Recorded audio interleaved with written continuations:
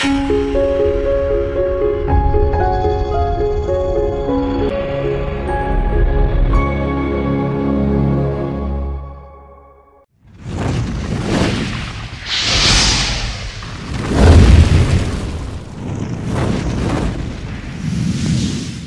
हम परमेश्वर वचन में जाएंगे। पिछली बार हम जो देख रहे थे तो उसमें आखिरी में जो बात बताया था वो ये था कि वो था होशे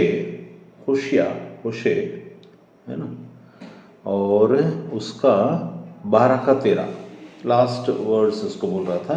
एक भविष्यवक्ता के द्वारा यहोवा इज़राइल को मिस्र से निकाल ले आया और भविष्यवक्ता ही के द्वारा उसकी रक्षा हुई। इस जगह में हम एक चीज़ को देखते हैं कि एक वहाँ पर परमेश्वर का वचन इज़राइल और उसका जो होशे जो भविष्यवक्ता था बात करते समय परमेश्वर का चीज़ें वो बताता चला जा रहा था, है ना।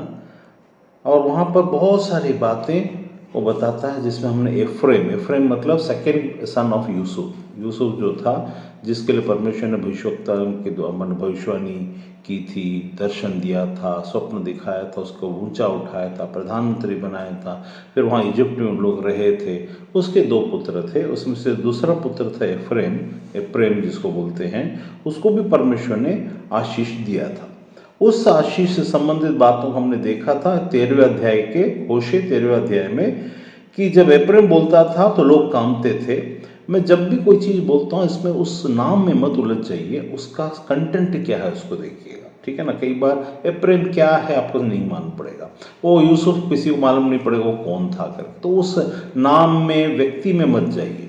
हमको उसका सार देखना है कि इसमें से परमेश्वर किस बात को निकाल कर बताता है, ठीक है। तो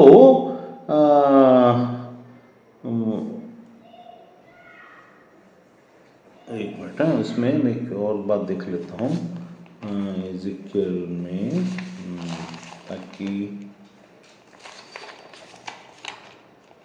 एजिकियल में तो उसमें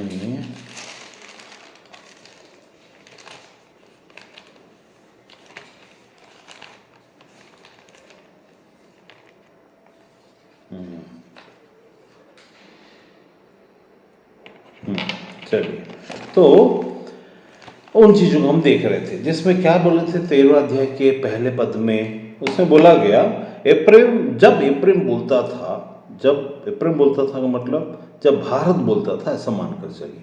जब एफ्रेम बोलता है, भारत जब बोलता था, भारत कैसे बोलेगा? भारत के काम बोलते हैं, भारत का विश्वास बोलता है, भारत के लोग बोलते हैं, भारत का प्रधानमंत्री बोलता है, वो रिप्रेजेंट करता है किसी न किसी देश को। वैसे एफ्रेम के बारे में जब बात आता है तो एफ्रेम एक प्रजा, एक ट्राइब था और एक देश था और व्यक्ति भी था। तो एफ्रेम तो चला गया यूसुफ के ज़माने में, फिर एफ्रेम क्यों रखा गया? क्योंकि उसकी संतान। तो हर एक क्लैन में, क्योंकि हम एक चीज़ को जानते हैं जो साइंस हमें बताता है कि हर एक क्लैन, हर एक चीज़ों के लिए डीएनए होता है, ठीक है ना। डीएनए अपने आप से, जैसे हम एक ज़मीन है, एक ज़मीन में हम आम का बीज बोते हैं, एक में नारियल बोते हैं, एक में फूल बोते हैं, एक में आलू बोते हैं। जिसमें जो डीएनए है वो उसी ज़मीन से अलग अलग चीज़ों को उगा कर लेकर के आ जाता है। तो डीएनए में जो चीज़ें हैं, जो चीज़ों को इंड्यूस, जब एक समय था जब डीएनए पूर्ण नहीं हुआ था, तो वो रिबन जो है, जो ट्विस्टेड रिबन जो बोलते हैं, वो पूर्ण नहीं होता तो वो बन रहा था, रिब्स बन रहे थे। तो ये सारी बातें परमेश्वर ने इसको एक बार में ऐसा स्थित नहीं रखा, वरन अपने अपने कर्मों के द्वारा अपने अपने गुणों को अपने में जज्ब करके अपने में लेकर उनका डीएनए बनता चला गया। वो आत्मिक डीएनए भी बना, परमेश्वर राज्य का डीएनए भी बना, संसारिक डीएनए भी बना और शारीरिक डीएनए भी बना। सारी बातें बनती जा, अभी भी डीएनए को चेंज करने की कोशिश की जा रही है। जैसा कैसा बोलते हैं डीएनए की चेंज कैसे करेंगे?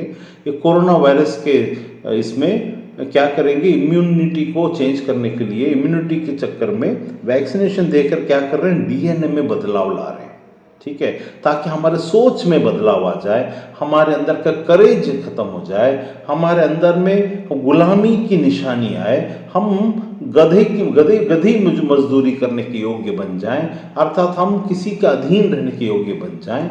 ऐसा डीएनए में चेंज होता है। वैसा ही आत्मिक जगत में जब हम पैदा होते हैं मसीह में, सब एक व्यक्ति आया यीशु के पास और आकर के बोला कि तू जो कहता है कि नया जन्म करके, तो क्या मुझे माता के गर्भ में फिर से जाना होगा ताकि मेरा नया जन्म हो जाए?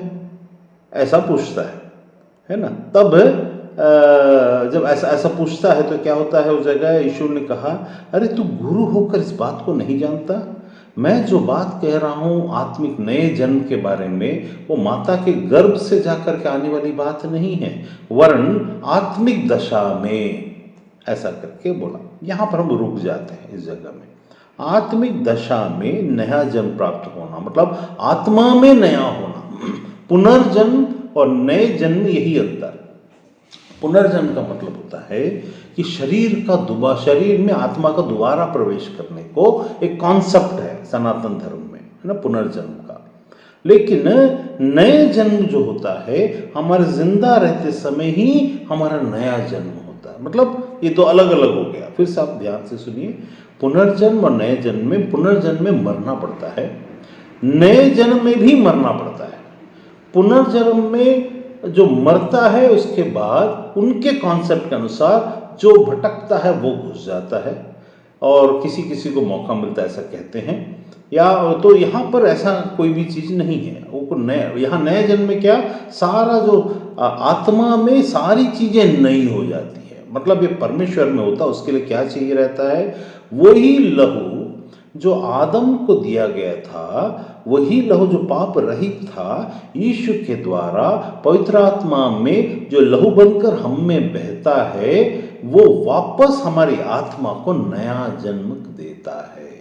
अब हम पुरानी मरी हुई अवस्था में, हमारी आत्मा जो पाप के कारण, आदम के कारण जो मरी हुई अवस्था थी, जिसमें हम संसारिक आंख खुला है, आत्मिक आंख नहीं खुला। इसको त्रिनेत्र का खुलना नहीं बोलते। संसारिक आंख का खुलना मतलब त्रिनेत्र, मतलब बोलते ना, ये दो आंख तो देख रहा है, एक त्रिनेत्र भी खुल गया। वो संसारिक रीति से ही होता है जो हमारे बस में है।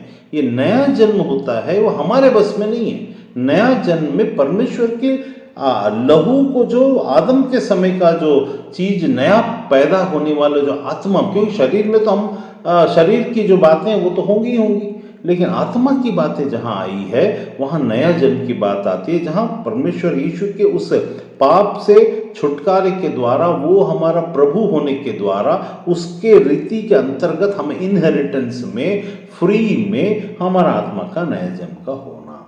लेकिन मैं इस चीज़ को अभी जोर नहीं देने वाला। ये जो नए जन्म की बात है ये तो आप लोग सब जानते हैं, आपका सबका नया जन्म हुआ है। जितनों ने यीशु को अपना प्रभु ग्रहण किया है, वो उस पर विश्वास किया है, उनका आत्मा का नया जन्म हुआ है। तभी आपको वचन की बातें सुनने के लिए मन करता है। वचन की बातें नहीं तो सुनने का मन नहीं करेगा। वचन की वो बातें सुनने का मन कर जिसमें आशीष छिपी है। अरे मैं कब बड़ा आदमी बनूंगा, मैं कब बड़ा फैक्ट्री खोलूंगा, मैं कब बड़ा नौकरी प्राप्त करूंगा, मेरे को 1 लाख 2 लाख 3 लाख की मेरे को 1 महीने में नौकरी मिल जाए, 10 5 लाख 6 लाख की नौकरी मिल जाए, ऐसा वाला चीज में ही मन लगा रहेगा। आप उसी के लिए चल जाना, उसी लोगों को पसंद करेंगे, यहाँ कुछ मिलेगा वहाँ कुछ में। हम धोखे को पसंद करते हैं। ठीक है, मैं जो बात बोल रहा हूँ ये कुछ और है। मेरे साथ निकाल लीजिए, है ना, मेरे साथ निकालिए एजेकियल 12,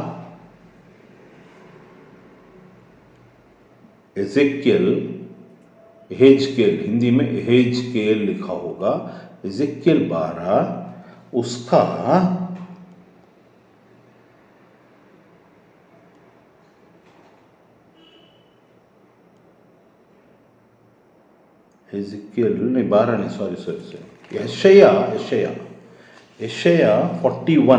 41 उसका 18। एजेकियल 12 में आएंगे, है ना, हो कुछ और। यशाया यशाया 41 उसका 18 मैं पढ़ देता हूँ। मैं मुंडे टीलों में से भी नदियाँ और मैदानों के बीच से सोते बहाऊंगा। मैं जल को ताल और निर्जल देश को सोते ही सोते कर दूंगा। ठीक है, क्या बोल रहा मैं कुछ इसमें ज़्यादा समझने की कोशिश मत करिए। यहाँ पर सिर्फ इस चीज़ को बता रहा हूँ कि यशायाह भविष्यवक्ता के द्वारा परमेश्वर ने ये हमको क्या प्रूव करता है। ये जो बात मैं अभी आपको बता रहा हूँ, ये आज जब मैं आपसे बैठकर बात कर रहा हूँ, ये चीज़ हो चुका है इस वक्त, या अभी एक महीना पहले कुछ चालू हुआ था। ठीक है, ये चीज़ होना शुरू हो गया था। अब इसमें से हम उस चीज़ को देखेंगे। यहाँ क्या लिखा है, मैं मुंडे टीलों से भी नदियाँ और मैदानों के बीच से सोते बहाऊंगा। मैं जंगल को ताल और निर्जल देश को सोते ही सोते कर दूंगा। मैं जंगल में देवदार, बबूल, मेहंदी और जैतून उगाऊंगा और मैं अराबा में सनोबर, चिनार, चीड़ इकट्ठे लगाऊंगा। इसको सुन लीजिए। अराबा मतलब अरब देश। ठीक है, अरब देश के अंदर में मैं ये सब चीज को करूंगा। अब उसमें बोला क्या है, ये याद रखना, परमेश्वर कुछ भी करता है उसके पीछे में बहुत सारे रीजंस होते हैं। बोला क्या है, मैं मुंडे टीलों से नदियां और मैदान के बीच से सोते बहाऊंगा। अब इसको आप यीशु के उस वचन के साथ जोड़कर देखिए जहां उसने कहा, जो कोई मेरे पास आता है मैं उसके अंदर से जीवन की नदियां और सोते बहाऊंगा। ये दो तरीका हो गया। पहला, वो कहां पर है वचन, कोई यहां पर निकाल के बता सकता है जहां यीशु बोलता है कि मैं क्या करूंगा, तुम में से जो मुझ पर विश्वास करता है, जो मेरे पास आता, मैं उसको उसके अंदर से जीवन की जल की नदियां का सोता उसके अंदर से फूट पड़ेगा। वो वाला निकाल के मेरे को आप बता दीजिए। लेकिन यहां पर इसको याद रखिए, यशायाह में जो लिखा है, तो यहां पर मैं दो चीजों को निकाल के जो मैं बता रहा हूं, तो एक है आत्मिक दशा, एक है संसारिक दशा पृथ्वी के ऊपर। आज के डेट में मैं ये मीटिंग खत्म होने के बाद आप लोग हो सकता है उसको देखे हों, या तो मैं आपको रील भेजूंगा जहां पर ये चीज़ का ओरिजिनल फोटोग्राफी हुआ है, जहां अरब देश के अंदर में एक जगह से नदी फूट निकला है अचानक। रेगिस्तान में, एक पहाड़ जैसा रेगिस्तान में नदी आ गया अंदर से, और पूरा नदी बह रहा है जिस देश में नदी नामक चीज ही नहीं है। परमेश्वर यहां पर हम कैसे, यूहन्ना 7 का 38 लिख रहा है। यूहन्ना, ये मैं पढ़ देता हूँ, 7 है ना, यूहन्ना 7 उसका 38, 7 का, हाँ, मैं जो मुझ पर विश्वास करेगा, जैसा पवित्र शास्त्र में आया है, उसके हृदय से जीवन के जल की नदियां बह निकलेंगी।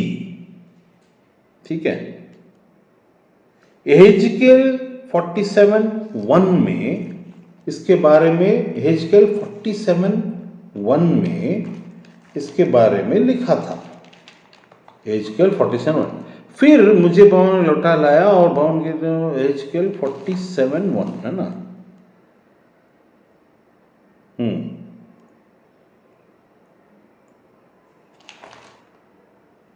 पूर्व मुख्य दाहिनी ओर से वेदी के दक्षिण से निकलता है, पूरी ओर से बह रहा था। मतलब 47:1 में मंदिर के अंदर से सोता बहने के बारे में कहा जा रहा है। 47:1 में क्या बोला जा रहा है, मंदिर के, याद रखिए 3 चीज को आज हम कॉन्सेंट्रेट करेंगे।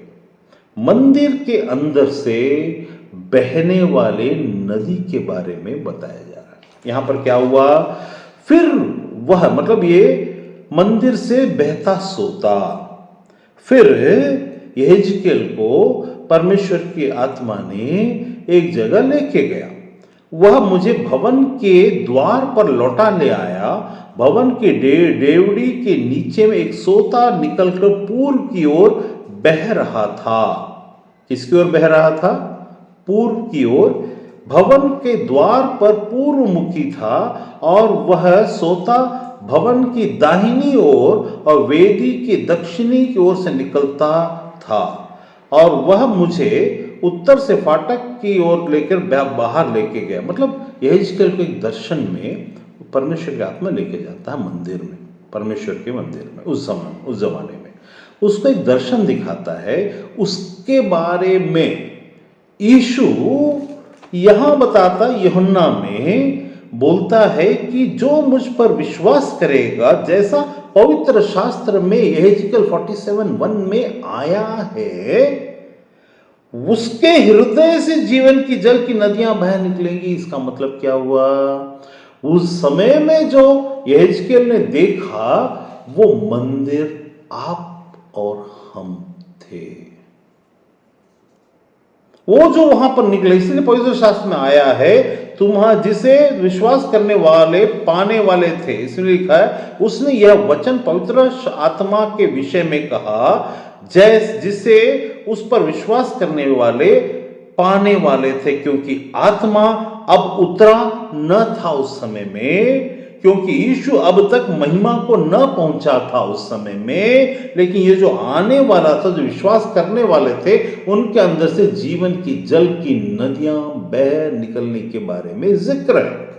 तो यहेजकेल जिस मंदिर को बोल रहा है वो मंदिर असल में हम हैं, जो विश्वास करने के द्वारा पवित्र आत्मा का वो जीवन का सोता हम में से बह निकलेगा। वो जो नदी की रीति से सोता बह निकलने वाली बात कही जा रही है। ये हुआ आत्मा में नया जन्म प्राप्त करने वाले विश्वास करने के द्वारा जब यीशु महिमा को पहुंचेगा तब होने वाली बात, जो आज हमारे साथ हो चुका है, पिछले 2000 साल से हो रहा है। लेकिन अब आ गया असली बात। यहां क्या आ गया? यहां देखिए, वहां पर मैंने पढ़ा कि तुम्हारे अंदर से जीवन की जल की नदियां बह निकलेंगी। वो था यहेजकेल के द्वारा मंदिर को देखने के द्वारा। आत्मा उसको मंदिर को दिखाकर पूर्व दिशा की ओर। पूर्व दिशा का मतलब क्या हुआ? वहां से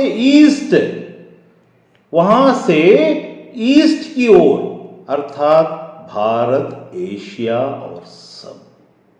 वो जो बह रहा था वहां पर, जब यीशु को हम ग्रहण कर रहे थे, जब हमने ग्रहण किया, हमारा नया जन्म हुआ, फिर हम ठहरे रहे और उसके बाद विश्वास करने वालों को जो पवित्र आत्मा उतरा था, वो जीवन के जल की माफिक उनके अंदर से सोता फूट निकला, अर्थात वो मंदिर हम हुए। क्या तुम नहीं जानते कि तुम परमेश्वर का मंदिर हो? अब इतने कैलकुलेटिव तरीके से जब चीजें हो रही हैं, तब हम सनातन धर्म की कुछ फिलॉसफी को ले लेते हैं। उस फिलॉसफी के अंतर्गत हम सब में भगवान है। पत्थर में भगवान है, पहाड़ में भगवान है, यहां ईश्वर है, हम में ईश्वर है। ये वाला जो कॉन्सेप्ट का माइक्रो, ये नॉलेज तो सही है लेकिन टाइमिंग गलत है। ये नॉलेज, हम में जो भगवान वाला जो नॉलेज है वो आदम तक सीमित रह गया।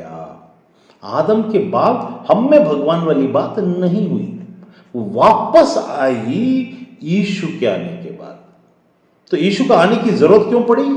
हम में भगवान के कॉन्सेप्ट को जो धोखे में हम उठा कर घूम रहे थे, ये कैसा वाला था? अगर उस हिसाब से तो हमको चलना भी पाप होता, क्योंकि कंकड़ में भी भगवान है और सब में भगवान है और हम में भगवान है, तो भगवान में होकर चल रहा है, बोल सकते थे। लेकिन असल में कॉन्सेप्ट कहां बिगड़ गया?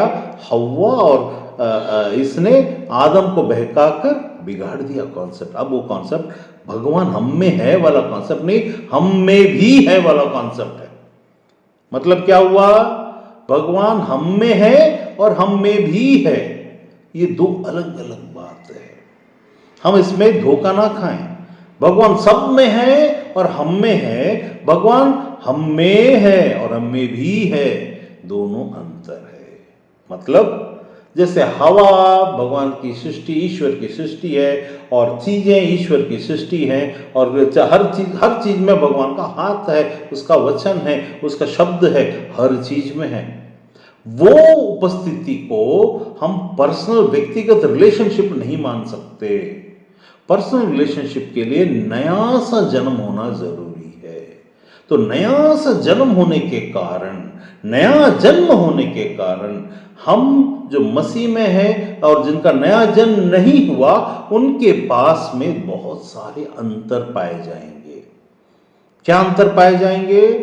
हम जो मसीह हम में भी है वाला नहीं, हम में मसीह है वाला बात, हम में ईश्वर है वाला बात, बाइबल के अनुसार क्या तुम नहीं जानते कि तुम परमेश्वर का मंदिर हो और परमेश्वर की आत्मा तुम में वास करता है? अर्थात एक पास्टर ऐसा प्रचार कर रहे थे कि हर एक के अंदर में परमेश्वर का आत्मा वास कर, इसलिए दुष्ट आत्मा प्रवेश नहीं कर सकता। वे इस बात को भूल गए कि परमेश्वर का आत्मा शरीर में नहीं, परमेश्वर आत्मा हम में। हम कौन?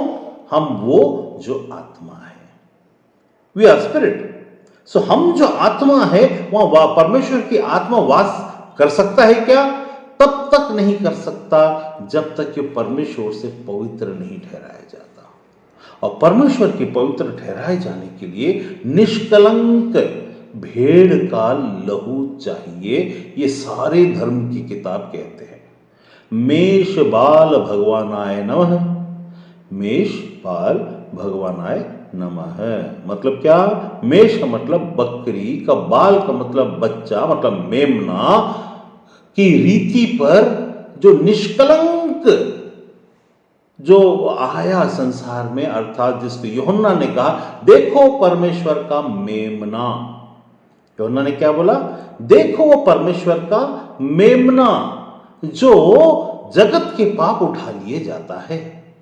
अब हमारे अंदर में ईश्वर के वास करने के लिए, जीवन का सोता फूटने के लिए पवित्र आत्मा का वास होना जरूरी है। तो पवित्र आत्मा कहां वास करता है? जहां पर हम लोग ये ना सोचे कि शरीर में खून में बहता है ना। पवित्र आत्मा, ये शरीर हम नहीं है, तो हमको कॉन्सेप्ट क्लियर है। हम कौन है? हम आत्मा है। तो उसको कहां वास करना चाहिए? आत्मा में। लेकिन आत्मा तो पाप के कारण मरी हुई अवस्था में है। जब आत्मा पाप के कारण मरी हुई अवस्था में है तो वहां पवित्र आत्मा वास नहीं कर सकता। लेकिन जब पवित्र आत्मा वास नहीं कर सकता, तो यहां पर जब हमने पढ़ा था ना, कौन से जगह में, यूहन्ना कौन सा था वो? हाँ, यूहन्ना उसका 7 का 37 से मैं पढ़ देता हूं।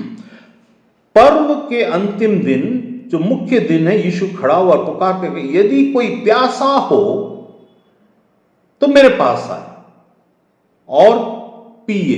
पीने की बात मतलब कुछ ऐसा जो आत्मा में लिक्विड है। यीशु ने क्या बोला? मेरा राज्य संसार का नहीं। यदि कोई प्यासा हो, तो पिछले बार भी बोला था, यीशु ने कहा यदि तू जानती तो किससे बात कर रही है, तो वो तुझे जीवन का जल देता और तू फिर कदापि प्यासी ना होती। क्यों प्यासे नहीं होंगे हम लोग?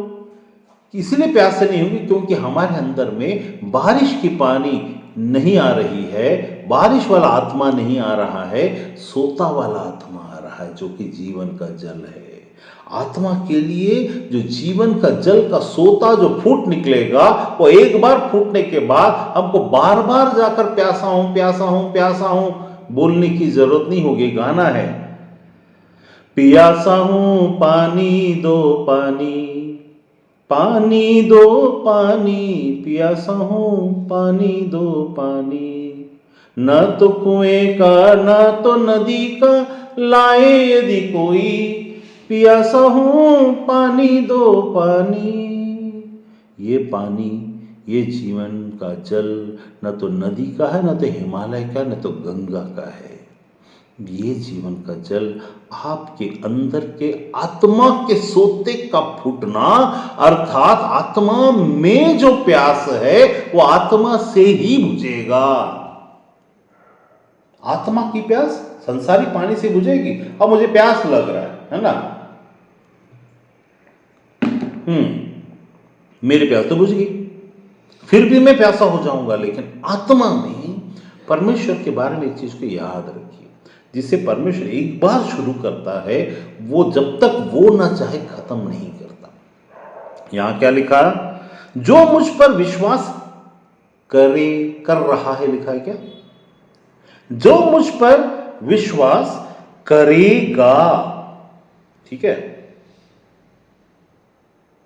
जैसा पवित्र शास्त्र में आया है, उसके हृदय से जीवन के जल की नदियां बह निकलेंगी, जो यहेजकेल 47:1 और जकरिया 14:8 में दिया हुआ है।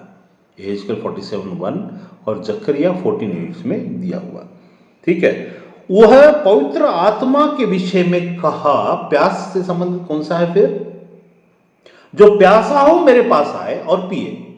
वो किसके बारे में कह रहा है? जिसके बारे में संसार जानता नहीं। ये पवित्र आत्मा भूत नहीं है, कोई आत्मा ऐसा वाला आत्मा नहीं है, ये जीवन है।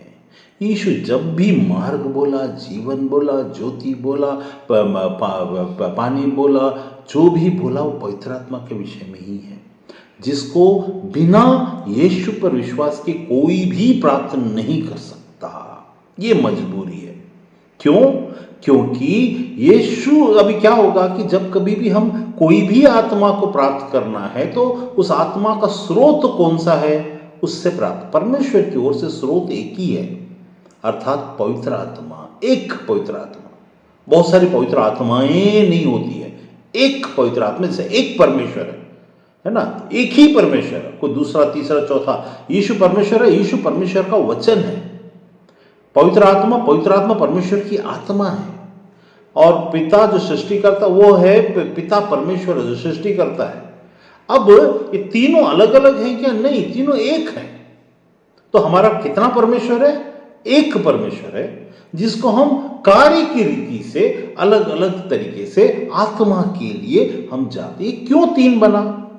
तीन इसीलिए हुआ, तीन क्यों अपने आप को प्रकट किया? तीन नहीं है, एक ही है। तीन क्यों प्रकट किया? जब मैं स्कूल जाता हूं तो प्रिंसिपल बन जाता हूं, प्रीचिंग करने आता हूं तो पास्टर बन जाता हूं, बिजनेस करने जाता हूं तो सीईओ बन जाता हूं।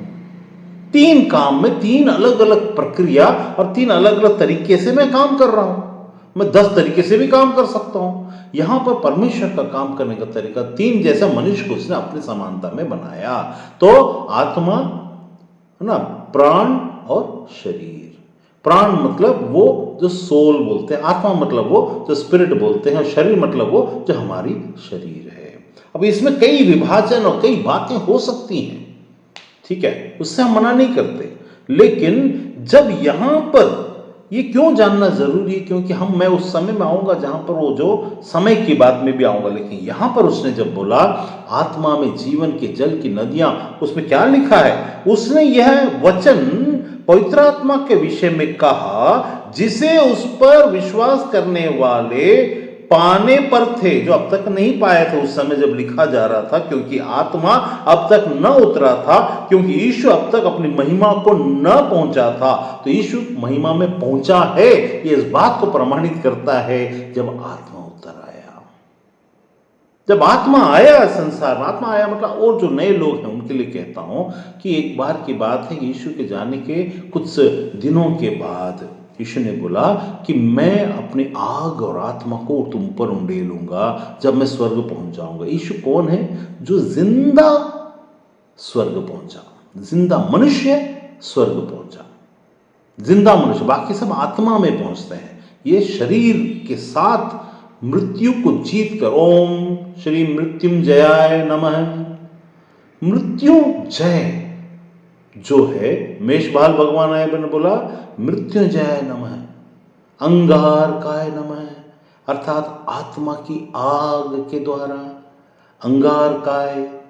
तो जो भी अल्टीमेट ट्रूथ, बहुत सारी कहानियां हो सकती हैं, बहुत सारी सच्चाइयां हो सकती है। मैं एक सुपर हीरो और मुझे कुछ इलाकों में भगवान भी बोल सकते हैं लोग, लेकिन सचमुच में है क्या? ना, ठीक है, मेरे कार्य और ये वो तो ना मेरे लिए भगवान के समान है। कुछ लोग अरे ये तो शैतान का समान, अरे वो तो एक नंबर का बकवास, बहुत अच्छे हैं, ऐसा बोल सकते हैं। लेकिन यहाँ ऐसा बोलने वाली बात नहीं है, यहाँ पर सच में होने वाली बात है। क्या लिखा है, यीशु अब तक महिमा को न पहुंचा था। ठीक है, जब महिमा को न पहुंचा था वाली बात एक्सप्लेन किया जा रहा है, तो वहां बताया जा रहा है कि आत्मा के जल का सोता। तो क्या बोल रहा वहां, तुम में से तुम्हारे उसके हृदय से जीवन के जल की नदियां, नदी नहीं, नदियां बह निकलेंगी। बहुत सारी नदियां, बहुत सारे ब्रांचेस, बहुत सारे समय, बहुत सारे तरीकों में, बहुत सारे जगहों में नदियां बह निकलेंगी, नदियां। तो असल में शिव को जो दिखाया जा रहा है एक पूर्ण मनुष्य की तरह है, उसको मैं यहां प्रमाणित करता हूं दूसरी तरीके से। एक मनुष्य को कैसा होना चाहिए, एक मनुष्य जो नीले रंग या काले रंग का अगर दिख रहा है तो वो पाप को दर्शाता है। फिर भी परमेश्वर की सामर्थ्य क्या है, परमेश्वर ने कहा, परमेश्वर सामर्थ्य क्या है, वो जिसने सांप को, वो उनके गले में तो सांप लटकता है, लेकिन यहां सांप को ऊंचे पे लटकाया गया। कहाँ लटकाया गया, ऊंचे पे, जो मूसा के समय में ऊंचे पे लटकाया गया। और उसके ऊपर से क्या निकल रहा है, नदी निकल रहा है। वो कौन है, वो लोग हैं जो परमेश्वर यीशु को वो तो प्रतीकात्मक बताया गया, ऐसा हमको होना चाहिए एक इंसान को, लेकिन हम असल में वो हैं। यही अंतर है, दिस इज द डिफरेंस। हम में जीवन के जल की नदियां, इसीलिए जो हिमालय से निकलता है पानी, उसमें जीवन है, सोच लेते हैं। आपको मालूम है हिमालय में जो पानी निकल रहा है, वो जो आदम के ज़माने में जो नदियां निकली थी 4 प्रकार की, उसमें से एक नदी का सोता, ऐसा अभी रिसर्च में पता किया गया है, इज़राइल से वो नदी निकल कर आ रहा है। और इज़राइल में अदन की वाटिका जहाँ पर थी, उस जगह से अंडरनीथ निकल रहे हैं और वो आकर हिमालय से बाहर बह रहा है, अभी पता चला है। और वो नदी को इसीलिए इतना पवित्र, इतना पवित्र, इतना पवित्र माना जा रहा है, जबकि असल में यीशु के आने के बाद वो नदी हम में से, इसलिए यीशु ने बोला ना तो उस पहाड़ में ना तो मंदिर में, लेकिन हर एक जो आत्मा और सच्चाई से भजन करेगा, वहीं से उसकी प्रार्थना, वहीं से उसकी मंदिर, परमेश्वर का मंदिर वो है, और वहां से जीवन की जल की नदियां बह निकलेंगी। सोता कहां से बह, ऐसे यहां से तो नहीं बह सकता, कहां से बहेगा, बह निकलेंगी। अर्थात हम में से पवित्र आत्मा का जीवन का जल बहता रहता है, जिससे हम प्यासे कभी ना हो। इसीलिए वहां पर लिखा, उसने ये वचन पवित्र आत्मा के विषय में कहा, जिससे उस पर विश्वास करने प्राप्त करने वाले थे, क्योंकि आत्मा अब तक ना उतरा था। वहां बोल उसके पहले लिखा है, जो कोई प्यासा हो वो मेरे पास आए और पिए। अब प्यासा हो किसमें, आत्मा में। आत्मा की प्यास किससे बुझेगी, परमेश्वर की आत्मा से। परमेश्वर आत्मा क्या है, जीवन और जल है, जीवन का जल है, जीवन और जल। जब जीवन मैं बोलता हूं तो एक शरीर के अंदर में जीवन को होने के लिए सिर्फ जल की जरूरत नहीं है, जल के साथ में खून की जरूरत है। अर्थात पवित्र आत्मा क्या है, आत्मा में खून है, आत्मा में जल है जो बहता रहता है। तो हमारे अंदर से बहने वाला चीज है, जिसको हम बंद करके नहीं रख सकते, क्योंकि सोता है। अगर सोते को अगर बंद कर दोगे तो डैम हो जाएगा, फ्लड आ जाएगा, तहस नहस हो जाएगी। इसलिए मसीह में से बहुत सारे लोग तहस नहस होते हैं, क्योंकि वो सोते को रोकना चाहते हैं। जब कभी भी आप सोते को रोकने वाले ऐसे पकड़ कर रखिए, प्रेशर से आ रहा है, पकड़ कर रखिए, आपके दम जैसे खत्म होगा, वापस पानी फूटना शुरू हो जाएगा, आप रोक नहीं पाओगे, वहां बाढ़ आ जाएगा, खुद भी बाढ़ में डूब सकते हैं, इतनी नौबत आती है। इसलिए बहुत सारे लोग मर जाते हैं और खप जाते हैं, इस बात को न जानकर कि हम लड़ाई किसके विरुद्ध में लड़ रहे हैं, बलवा किसके विरुद्ध में कर रहे हैं, हम इसको भी नहीं जानते। तो इसीलिए क्या बोलता है, यहां बोलता है कि जो विश्वास यदि कोई प्यासा हो तो मेरे पास आए और पिए, और जो मुझ पर विश्वास करेगा, जैसा पवित्र शास्त्र में, उसके हृदय से जीवन की जल की नदियां बह निकलेंगी, उसको कोई रोक नहीं सकता। तुम भी रोकोगे तो या तो संसार से चले जाओगे, या तो संसार में तुम्हें करना ही पड़ेगा। ये वाली बातें हैं। अब दूसरी बात क्या प्रूव क्या हो गया? पवित्र आत्मा उतरा। अगर यीशु महिमा को नहीं पहुंचता तो पवित्र आत्मा ना उतरता। पवित्र आत्मा उतरा, अर्थात जो वचन में लिखी गई बातें पूरी हुई आप में और हम में। अब यदि आपको जीवन का जल नहीं मिला है, इसका मतलब आप क्या नहीं हैं? आप प्यासे नहीं हैं। तो जीवन के जल का मिलने का मतलब क्या अन्य भाषा होता है क्या? नहीं। जीवन के जल का मिलने का मतलब वरदानों का ऑपरेशन होता है क्या? नहीं। जीवन के जल का मतलब होता है अब आपको भटकना नहीं पड़ेगा। यीशु मिलने के बाद आपके अंदर में प्रश्न खत्म हो जाएगा, क्या यीशु ही अल्टीमेट है?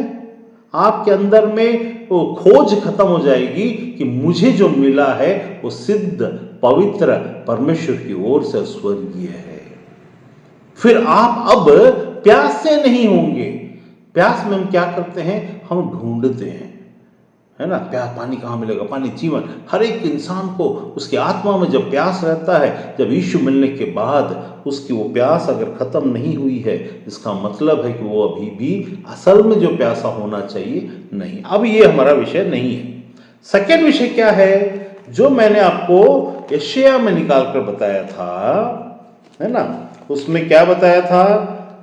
यशायाह के 41 के 18 में क्या बोला? मैं मुंडे टीलों में से भी नदियां और मैदानों के बीच से सोता बहाऊंगा। मैं जंगल को ताल और निर्जल देश को सोते ही सोते कर दूंगा।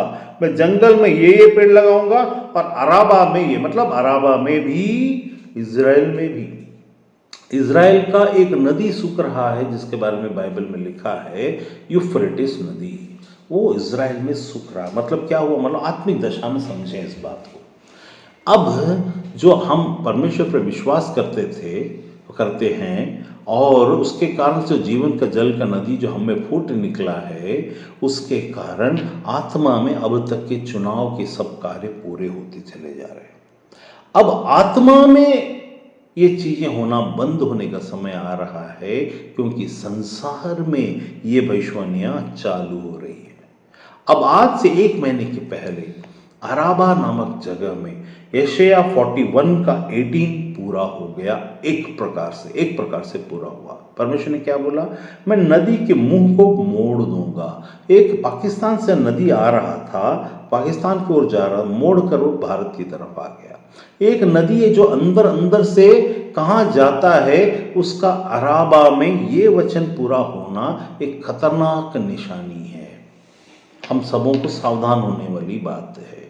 इसका मतलब हुआ कि यीशु ने क्या बोला? इस चीज को यहेजकेल के जो सब्जेक्ट में जो चीजें थी, यहेजकेल वाला, उसमें बोला मंदिर से, है ना? मंदिर से क्या निकाला? मंदिर से उसने स्वप्न देखा या दर्शन देखे, आत्मा उसको लेके गया, और मंदिर से जो संसारिक मंदिर, पत्थर ईंट का मंदिर को उसने देखा था, और यीशु ने उसको हमारी आत्मिक की दशा में मंदिर को दर्शाया। तो पत्थर की दशा जब आत्मिक बन गई, अब आत्मा की दशा वापस पृथ्वी और पत्थर बन रहा है। मतलब क्या हुआ? अब उस समय में जो यहेजकेल को दिखाया गया वो आत्मा में पूरा हुआ यीशु के आने के बाद। अब यीशु जब दोबारा आने वाला है अभी, तो संसार में नदी का वापस काम जो यीशु परमेश्वर ने बोला वो पूरा होना शुरू हो गया। इसका मतलब इस संसार का बहुत कम दिन है जब हम आत्मा में इन नदियों को बहने से वाली बातें और भी लोगों तक पहुंचाना और उनको बहना जरूरी है।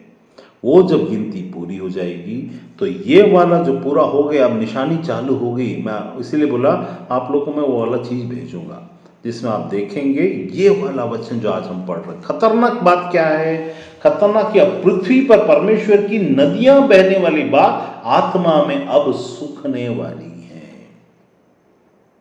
आत्मा में अब जो विश्वास करेगा उसको तो मिलेगा, लेकिन जैसे यूफ्रेटिस नदी वहां पर सूख रहा है, आप देखिएगा, है ना, यूफ्रेटिस नदी जो है सूख कर जिस दिन पूरा सूख जाएगा, वचन में लिखा है कि दुष्टात्माएं संसार में प्रकट होगी, प्रकाशित वाक्य में लिखा। यूफ्रेटिस नदी के सूखने के बाद बहुत सारे आश्चर्य कर्म होंगे, आपके बीच में अजीब अजीब से लोग चलना फिरना शुरू कर देंगे, अचानक दिखेंगे, अचानक गायब हो जाएंगे, ये सब खुल जाएगा। तो ये नदी इस बात की निशानी है, परमेश्वर निशानी दे दिया यशायाह की इस किताब में। कहाँ पर दिया? अराबा में। अराबा इज़राइल नहीं है, याद रखिए, इज़राइल के अलग चिन्ह है, लेकिन ये करते करते करते करते कहाँ आ गया है? तो इज़राइल को सहायता करूंगा, उसको धर्म में हाथों से मैं उसकी रक्षा करूंगा, ये करूंगा वो करूंगा, होते होते होते 14 में लिखा है, कीड़े सरीखे याकूब, हे इज़राइल मनुष्यों के मनुष्यों मत डरो। क्या बोलता है? हे इज़राइल के मनुष्यों कीड़े जैसे याकूब। परमेश्वर अपने ही लोगों को बोलता है कीड़े जैसे, मतलब कुछ भी नहीं है तुम, याकूब इज़राइल तुम कुछ नहीं हो, लेकिन मैं तुम्हारे साथ खड़े होने के कारण तुम क्या बना दूंगा मैं तुम्हें, बोलता है। देखिए 15 में लिखा है, मैंने तुझे छुरी वाले दावने का एक नया और चोखा यंत्र बना ठहराया है, तू पहाड़ों को दांव कर, मतलब इज़राइल को क्या बोलता है? मैं तुझे छुरी वाले दावने वाले ऐसा यंत्र बना दूंगा कि लोग आसपास सब लोग तुमसे डरेंगे। आज वही हो रहा है, उससे कोई लड़कर जीत नहीं पा रहा, उससे लड़कर हम ऐसा बर्बाद कर देंगे, इज़राइल खत्म, 2 दिन में खत्म, 4 दिन में खत्म, नहीं हो पाया या नहीं हो पाएगा। कारण ये चीजें अब परमेश्वर कर रहा है, इनको बचाने के नहीं, ये चिन्ह है। इज़राइल पर भी दंड आने वाला है, लेकिन ये चिन्ह है। वो बोला वो उसको पहाड़ियों को तो भूसे समान कर दूंगा, ये करेगा वो करेगा, लेकिन जैसे जैसे अंत के दिनों में पानी खत्म हो जाएगा, पानी पीने का, इज़राइल सबसे पहला देश हुआ जो समुद्र को पीने के पानी में कन्वर्ट कर दिया। एक ऐसा मेटल बनाया जो 99% एयर से बनता है, ऐसा मेटल बनाया जो पानी को क्या करता है, समुद्र पानी को खारा, मतलब खारेपन को निकालकर पीने के लायक बना देता है। क्या बोला उसने? हे दरिद्र दिन, जब तुम ढूंढने ना पाओगे, तुम्हारे तालू प्यास के नाई तुम्हारे मुंह मूर्छित हो जाएंगे, सूख जाएंगे, यहोवा से मैं तुम्हारी विनती सुनूंगा और मैं इज़राइल का परमेश्वर उनको त्याग न दूंगा। इज़राइल का परमेश्वर हूं, लेकिन मैं पूरी दुनिया को त्याग नहीं दूंगा। मैं मुंडे टीलों से नदियां और मैदान के बीच से सोते बहाऊंगा, जो 1 महीना पहले हो गया, जिसका मैं रील आपको भेज रहा हूं। तो जंगल को, तो अभी यहां पर निशानी, इसमें इंपॉर्टेंट बात क्या है? आत्मा में सोते का समय खत्म हो रहा है, संसार में शुरू हो गया है।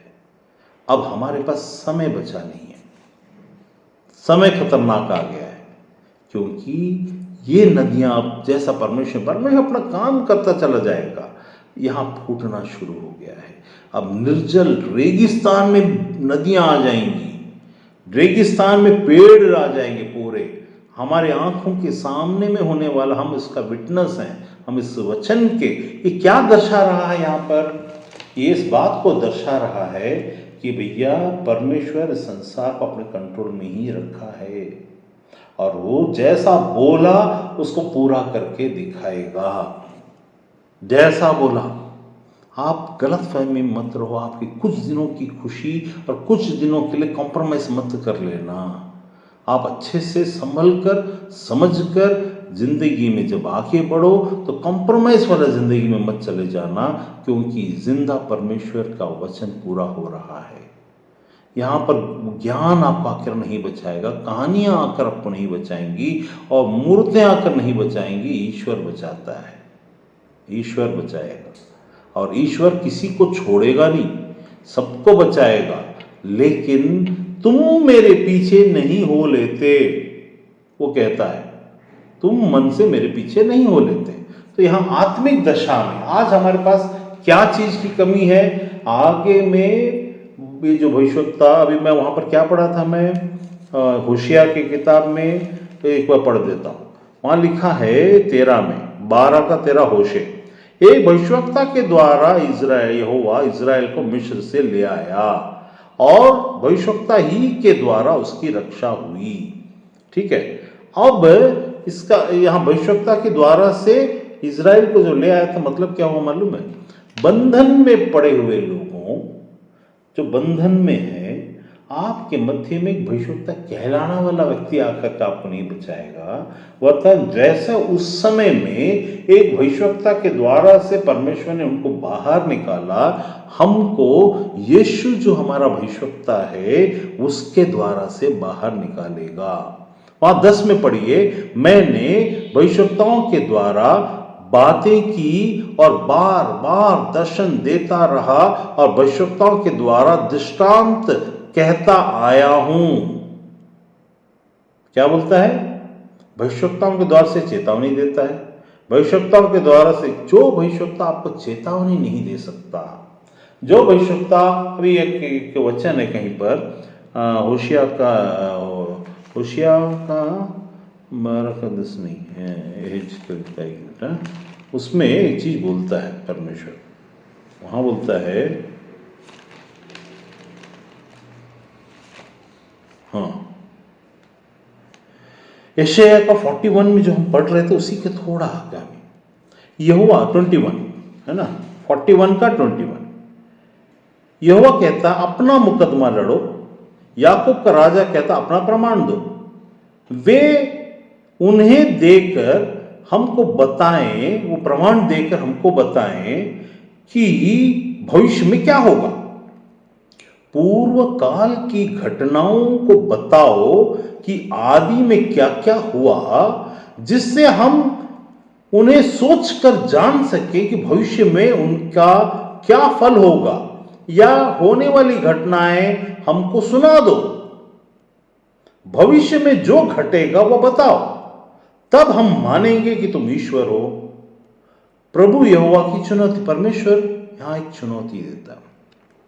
ठीक है, भविष्य में जो होगा घटेगा बताओ, तब हम मानेंगे कि तुम ईश्वर हो। भला या बुरा कुछ तो करो कि हम देखकर चकित हों। देखो तुम कुछ नहीं हो, तुमसे कुछ नहीं बनता। जो कोई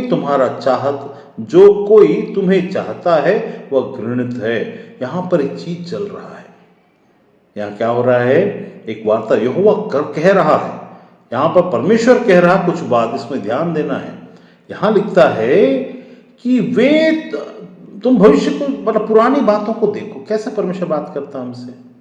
पुरानी बातों को। यहेजकेल की ये वाली बात जो मैं आपको बता रहा हूं, यशायाह 41 का 18 वाला, वो पुरानी बात बताया है, उसको कहकर भविष्य को बताना और उसको समझना परमेश्वर की आत्मा के द्वारा भविष्यवक्ता का यही काम है। वो क्या बोलता? भविष्यवक्ता कौन है?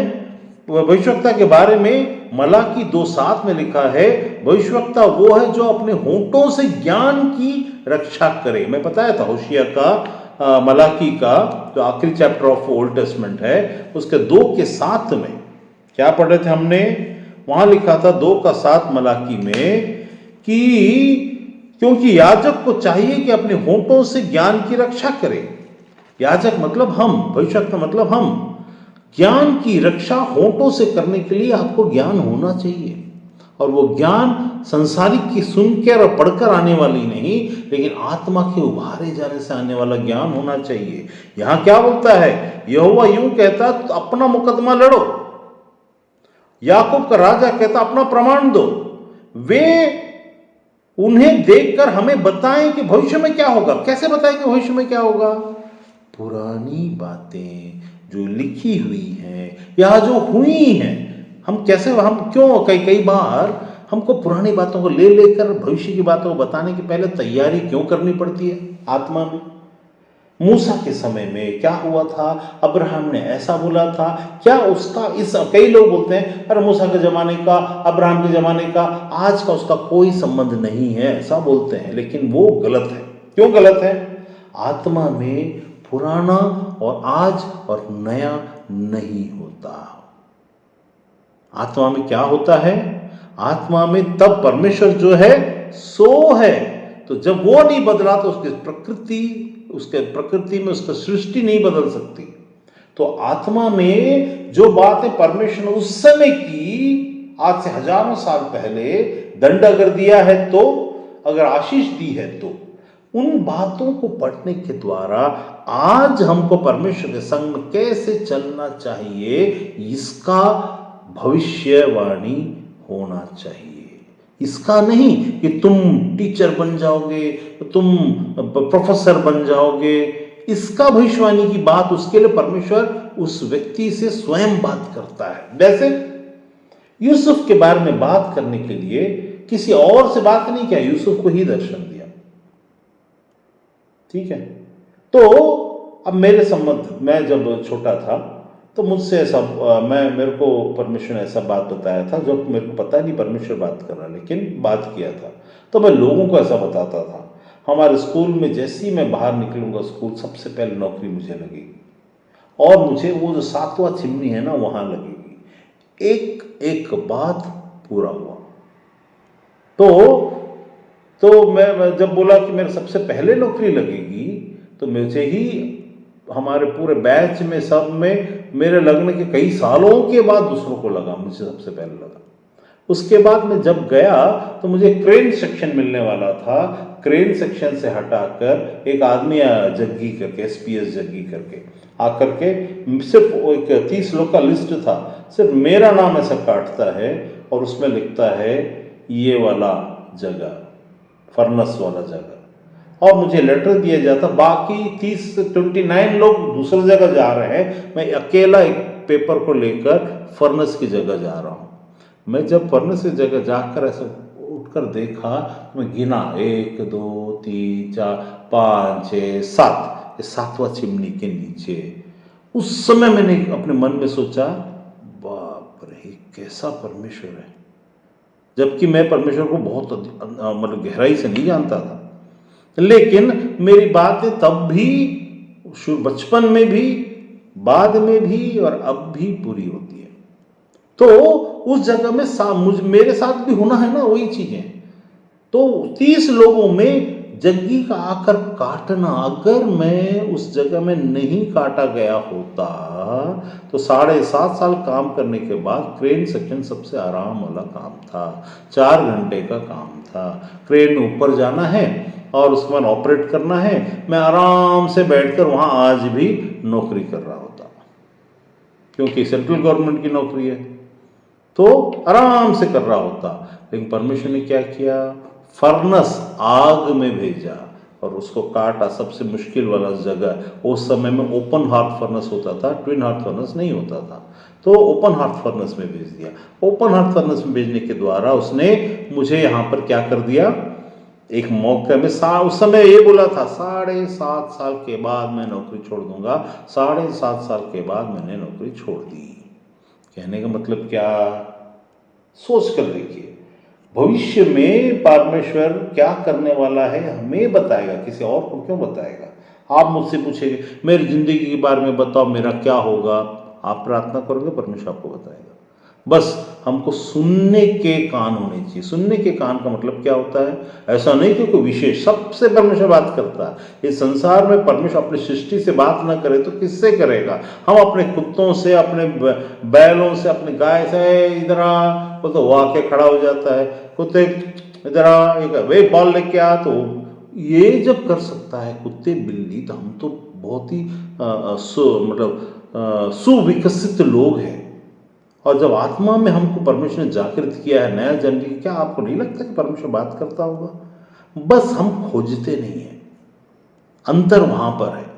परमेश्वर आप में से सबसे, अपनी सृष्टि से बात ना करेगा तो किससे करेगा। तो आपको इस बात के लिए लालयित नहीं होना, क्योंकि उसमें शैतान काम कर सकता है। आपका भविष्य आपको बताता है आपके बारे में। जब आप ये अथॉरिटी देते हैं परमेश्वर को, प्रभु मेरे को समझ में नहीं आ रहा, कुछ मुझे समझा, तो एक भविष्यवक्ता को भेजेगा। लेकिन हर भविष्यवक्ता को हाथ रखकर आपको भविष्य बताने का अधिकार नहीं है, न ही उनको बताया जाता है। तो कहने का मतलब क्या, यहां पर हमको ये समझ में आना चाहिए कि आपके पास आत्मा में अगर जागृति, सोता आ गया है, जीवन आ गया है, तो आपके अंदर में क्या खुल जाने चाहिए, समझने की शक्ति। अगर वो खुला नहीं है, ये प्रार्थना करो। आपको प्रार्थना में क्या प्रार्थना करूं? आप प्रार्थना करिए, प्रभु मेरे, मतलब आप ये मत बोलिए कि आप उसको त्रिनेत्र वाला आंख, उसके लिए प्रार्थना मत करें, उसको प्रार्थना की जरूरत ही नहीं है। ये त्रिनेत्र खोलने के लिए सिर्फ साउंड की जरूरत हो, जिसका कुछ हर्ट्स होता है, और एक उम्र की जरूरत है, एक हर्ट्स की जरूरत है। अर्थात जब तक कि पीनियल ग्लैंड जो होता है पीनियल ग्लैंड एक साथ दोनों का हेमिस्फीयर, चारों हेमिस्फीयर एक साथ जुड़ा हुआ है और पीनियल ग्लैंड के पास में से सब जुड़ा हुआ है, तब तक साउंड के द्वारा से त्रिनेत्र को खोला जा सका। अर्थात आप आंख बंद करके लाल, पीला, काला, साइकिल चलाएंगे, बाहर जाएंगे, किताब भी पढ़ लेंगे, सब कुछ कर सकते, इसमें कोई दिव्य कुछ भी नहीं है। ये चाइना के अंतर्गत और कोरिया के अंतर्गत एक टीचिंग ही है, जिसमें 12 से 14 साल के बच्चों को किया जा सकता है, पीनियल ग्लैंड एक्टिवेशन बोला जाता है। और हिंदू के सनातन धर्म में इनको दान दिया जा रहा करके, एक हाथ रख करके उसको कुछ करते हैं, है ना। तो ये हमको ये नहीं चाहिए। हमको क्या चाहिए? पीनियल ग्लैंड एक्टिवेशन नहीं चाहिए, थर्ड आई अवेकनिंग और ओपनिंग नहीं चाहिए, हमारा त्रिनेत्र चक्षु खिलने की जरूरत नहीं है। क्यों? क्योंकि शरीर के अंदर का कोई भी चीज अगर एक्टिवेट होके काम करता हो तो शरीर और हवा तक की बात सीमित रहेगी, आत्मा की बात सीमित है, उसमें नहीं प्रवेश कर पाएगी। तो हमको ज्ञान संसार का और पारलौकिक संसार का मिल सकता है, लेकिन आत्मा की स्वर्गीय चीजों का नहीं मिल सकता।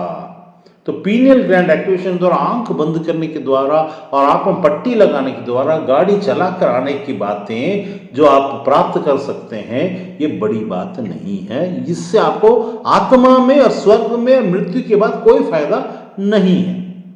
तो अभी क्या है? इसका मतलब है कि आपको तैयारी होनी चाहिए आत्मा के चक्षु की, जो आत्मा में देख सके, आत्मा में पहचान सके, आत्मा में सुन सके, और उसके लिए अपनी ऊंची उड़ान और अपने तारे। ऐसा कई बार क्या होता है, अब मान लीजिए मुझे आइसक्रीम खाना एक बात के लिए, तो आइसक्रीम खाना तो मैं क्या करूँगा, डॉक्टर ने बोला आइसक्रीम खाने से तुमको टॉन्सिल हो जाएगा और वो कोई प्रॉब्लम नहीं है, तो मैं सोचूंगा उसका एक बहाना तोड़ निकालूंगा, क्योंकि मुझे खाना है। तो मैं ये करूँगा कि मैं बोलूँगा पहले गर्म पानी पी लेता हूँ, है ना, एक आधा घंटा रुक जाता हूँ, और मैं फिर नमक का गुड़ गार्गिल कर लेता हूँ, फिर उसके बाद जाके आइसक्रीम खाऊंगा, और उसके बाद फिर से नमक का कर लूँगा। तो ये नहीं होगा, मेरे को परेशानी। तो हम क्या करते हैं, ऐसा रास्ता निकालते हैं। जब हम कोई काम जो अपने मन का करना चाहते हैं, तो हम परमेश्वर की बातों को टालने का बहुत प्रयास करते हैं, अलग अलग गुणों के द्वारा, अलग अलग चीज़ों के द्वारा। और शैतान भी प्रयास करेगा आपको अलग शिक्षा, गलत शिक्षा को, जो संसारिक और आत्मा के जैसा दिखने वाली बहुत सारी शिक्षाएं हैं, जो आत्मा की जैसे दिखने वाली शिक्षाएं हैं, वो ऐसा है जैसा आपके आत्मा को बेनिफिट पहुंचाने वाली शिक्षा, लेकिन वो सिद्धि तक सीमित रहेगा, किसी भी बात का सिद्धि तक सीमित रहेगा। लेकिन परमेश्वर ने सबसे पहले आपको, जब आत्मा का आपको उद्भव हुआ, तो आपके साथ में सारे वरदान भी दे देता है। तो ये तो नेचुरल है, इसके आधार पर आप प्रभु के दास नहीं कहलाते। प्रभु के दास कहलाने का मतलब होता है परमेश्वर की आज्ञाओं को सुनना। सुनने का मतलब कोई विशेष भविष्यवक्ता ही सुन सकता नहीं, भविष्यवक्ता जो सुनेगा वो इंस्ट्रक्शंस है, लेकिन परमेश्वर से आप जो सुनते हैं वो प्रेम है, प्रेम के खातिर आपसे बात करता है। आप अपनी ऊंची उड़ान के कारण उसे सुनना पसंद नहीं करते। हे प्रभु, जिसके कान हो वो सुन ले। इसका मतलब कान किसी के पास नहीं भी हो सकते हैं।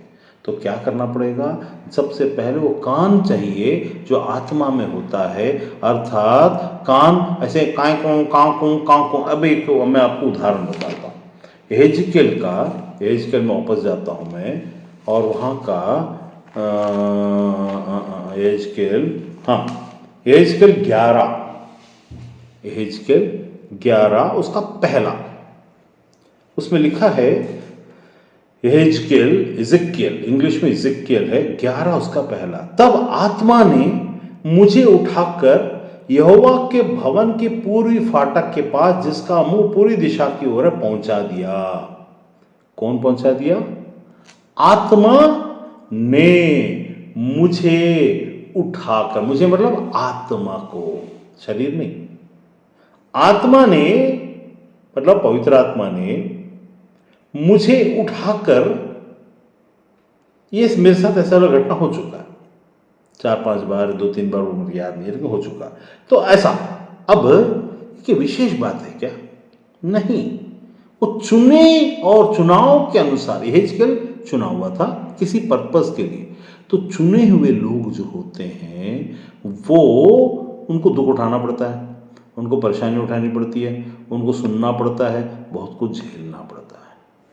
तो जब चुने एक पर्पस के कारण आत्मा उठा सकता है, तो किसी पर्पस आपको बचाने के लिए आत्मा बात नहीं कर सकता? अब अगला वचन देखिए, उसी का 5वां, 11 का 5, यहेजकेल 11 का 5। तब यहोवा का आत्मा मुझ पर उतरा और मुझसे कहा। पहले हमने क्या देखा? यहेजकेल का आत्मा को परमेश्वर की आत्मा ने उठाकर एक जगह लेके, मैं जब कानपुर में था तो मेरे साथ ऐसा हुआ था। तो मैं जॉन ग्रीको के साथ में था। सुबह 3 बजे हम लोग पहुंच गए थे, बहुत नींद भी थी। पहुंचने के बाद मैं घर में अंदर जाके सो गया। तो आत्मा ने मुझे उठाकर एक गुरुद्वारा के पास लेके गया। सबसे पहले तो एक भैंस खटाल था वहाँ पर बड़ा सा बिल्डिंग बना हुआ था। तो ABS बोलते हैं उस चर्च को, ABS चर्च, उन लोगों को बहुत सारे चर्च है। तो उनका हेड जो है, हेडक्वार्टर, वो कोई भैंस खटाल में बना हुआ था। वहाँ पर जब जाके तो आत्मा ने मुझसे कहा कि यहाँ पर ये जो जगह है, यहाँ पर हर आदमी, हर पास्टर, हर लोग, कलीसिया वाले पॉलिटिक्स खेल रहे हैं और पॉलिटिक्स खेल के परेशान हो रहे हैं, है ना। तो मतलब एक दूसरे को टांग खींच रहे हैं, लूट रहे हैं, कोर्ट केस में जा रहे हैं, ऐसा। तो मैं एक एक कमरा खोलता गया, एक कमरा खोला, वहाँ पर बात कर रहे, दूसरा कमरा बात कर रहे थे, तीसरा, वो रात को। वहाँ पर सच में ऐसा हो रहा था क्या? नहीं, वहाँ की घटना को मुझे जब वहाँ पर सोने के लिए गया, मैं वहाँ पर पहुँचा दिया गया। और उसका अगला दिखा रहा है एक गुरुद्वारा को दिखाकर बोला गया कि ये जो जाति, गली था उसमें गुरुद्वारा था, तो ये जो जाति है, इन लोगों को मैं उभारूंगा। यदि ये पश्चाताप नहीं करते हैं, इनको मैं इनके खिलाफ में उभारूंगा। और आज शाम को इसका मैं प्रमाण भी दिखाऊंगा कि ये मैंने कहा, परमेश्वर ने कहा है। ये प्रमाणित करूंगा कि उनकी कलीसिया में आज तक कोई भी सिख जाति वाला नहीं गया। आज वो उन लोग वहाँ पर पहुँचेंगे, ये बोला। तो और एक चीज़ बोला था, अलग है, लेकिन ये सब्जेक्ट था उसमें। तो मैं जब उठा 7:30-8 बजे, तो पास्टर सरकार करके उनके घर में गया था। तो वो उनको मालूम एक बात करना है। तो बोले हाँ बताइए। तो मैंने ऐसा देखा, एक भैंसस्थान है, बड़ा सा बिल्डिंग है और ऐसा है, और बहुत सारा ऐसा हो रहा है, ऐसा करके। तो सुना चुपचाप, और सुनकर चुप रहा। किसी तो मैसेज कर रहा था मेरे से बात सुनते सुनते। 10:30-11 बजे सब पास्टरों को बुला लिया वहाँ, उसका चर्च वहीं पास में था। तो बोला ब्रदर आज आप बोलेंगे। मतलब सुबह, मीटिंग तो शाम को है। नहीं, मैंने सबको बुलाया है, ये जो आपने मुझे बताया यही बात हम उनको बताएंगे। अब मैंने वहाँ पर उन लोग के सामने में खड़े होकर मैं बोला, आज तो इन लोग चप्पल जूता सब मारने वाले लग रहा है, क्योंकि पास्टर लोग हैं, इन लोग को कोई भी इल्ज़ाम तो सहेंगे नहीं। तो मैंने बताया ऐसा मैंने देखा, ऐसा बोला, ऐसा हुआ, और ऐसा आज शाम को होने वाला है। हर आदमी, उसमें मेरे ख्याल से 200 लोग को कुछ बुलाया होगा, तो एक 60-70 लोग आए होंगे, मतलब एक घंटे के अंदर में होना था। सब पास्टर सामने आते हैं और रोते हैं, हे प्रभु मुझे क्षमा कर, मैंने ऐसा सोचा, मैंने ऐसा गलती किया है परमेश्वर। वो सारे ऐसा मैंने सीन नहीं देखा कि सारे पास्टर लोग आकर रो कर अपने अपनी गलतियों को, मैंने इतना पैसा उससे ले लिया, मैंने वैसा किया, मैंने बिशप को ऐसा गाली दिया, मैंने ग्रुप बनाया, ये है वो, हम सब ऐसा रोना धोना चला। मैं ऐसा कभी देखा नहीं अपनी ज़िंदगी में, पास्टरों को ऐसा करते, क्योंकि पास्टर बड़े ढीठ होते हैं और अच्छा बहुत आगे है तो बोलने के लिए। तब मैंने बोला आज शाम को, फिर भी परमेश्वर ने उस समय कहा उनसे कह दे कि आज शाम को फिर भी मैं चिन्ह दिखाऊंगा, लेकिन अब उनके ऊपर इस जाति के द्वारा विपत्ति नहीं आने दूंगा। बोला अब सब चले गए। शाम का समय 5, साढ़े 5, 6 बजे हम लोग का शाम का मीटिंग था उसी प्रेयर हॉल में। मीटिंग में हम लोग जा रहे थे, जॉन ग्रुप भी जा रहे, जॉन ग्रुप को ये बात बताया गया। वो जॉन ग्रुप का मतलब है यूएसए से कोई आया था वो। तो बोला brother who are this people वो हियर, दिस टर्बन वाले पीपल। मैं मन में सोच के जा रहा था, अगर ये परमेश्वर से ना हुआ है ना तो कैसे होगा? परमेश्वर से मैं तो सुना हूँ, बता दिया हूँ। अब वो सरदार लोग, इस मैंने पूछा इनसे, आपके चर्च में सरदार लोग कभी आए? हम बोले नहीं कभी नहीं आए। 30 साल की? नहीं, आज तक एक भी सरदार आज तक हमारे चर्च में नहीं आए। ऐसा बोले पास्टर सर। मैं बोला तो गए काम से हैं, वो तो नहीं आए, तो अब आज नहीं आया तो हो गया छुट्टी। लेकिन परमेश्वर तो परमेश्वर है। मैं बाइबल लेके जॉन के साथ पीछे, घर से पीछे से ऐसे प्रवेश कर रहा हूँ। सरदार लोग 4 लोग 5 लोग आ गए अंदर आकर के सब खड़े। तो पास्टर सरकार को शक हुआ। उन्होंने बोला, मैं ऐसे देखा और मैं आगे निकल गया, मैं बात नहीं की उनसे, आगे निकल स्टेज में चले गए हम लोग। Oh this people they have come, this turban people you told today morning no, ऐसा करके जॉन को बोला। फिर वहाँ पर जब देखे तो उन्होंने उनसे पूछे सरकार की, ये जो आदमी खड़ा है वो जो फॉरेनर के बाजू में, उनको आप जानते हैं क्या? बोला नहीं। कौन है वो? ऐसा पूछे। नहीं, उनसे आप कभी बात किए हैं? नहीं। तो आप यहाँ पहुँचे कैसे?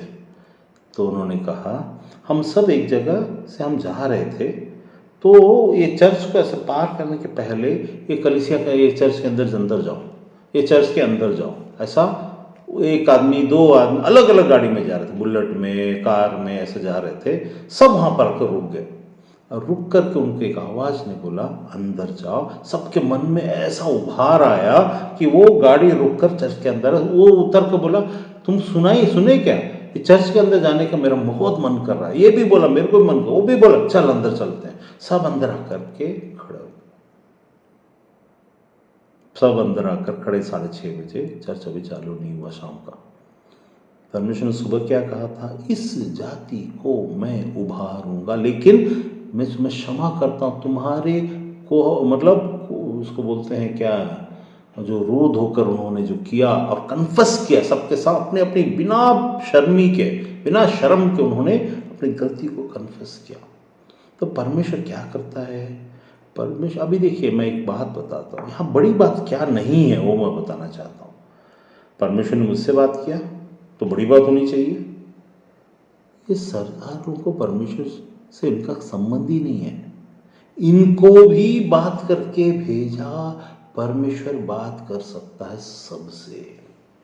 वो तो आत्मा भी नहीं प्राप्त किए। ये कैसा था? वैसा ही जैसे ज्योतिषियों से परमेश्वर ने बोला तुम इस रास्ते मत जाना, राजा के पास मत जाना, तुम दूसरे रास्ते होकर निकल जाओ, और उनका रास्ता भी दिखाया।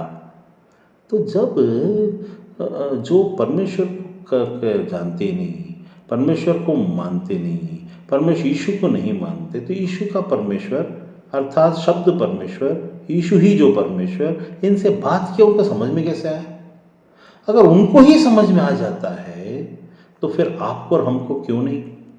उनको यूज करता है और हमको सुधारता है। सुधरने के लिए अधीनता चाहिए। यूज करने के लिए परमेश्वर किसी को भी भेज सकता है, किसी से भी बात कर सकता है, गधे से भी बात कर सकता है।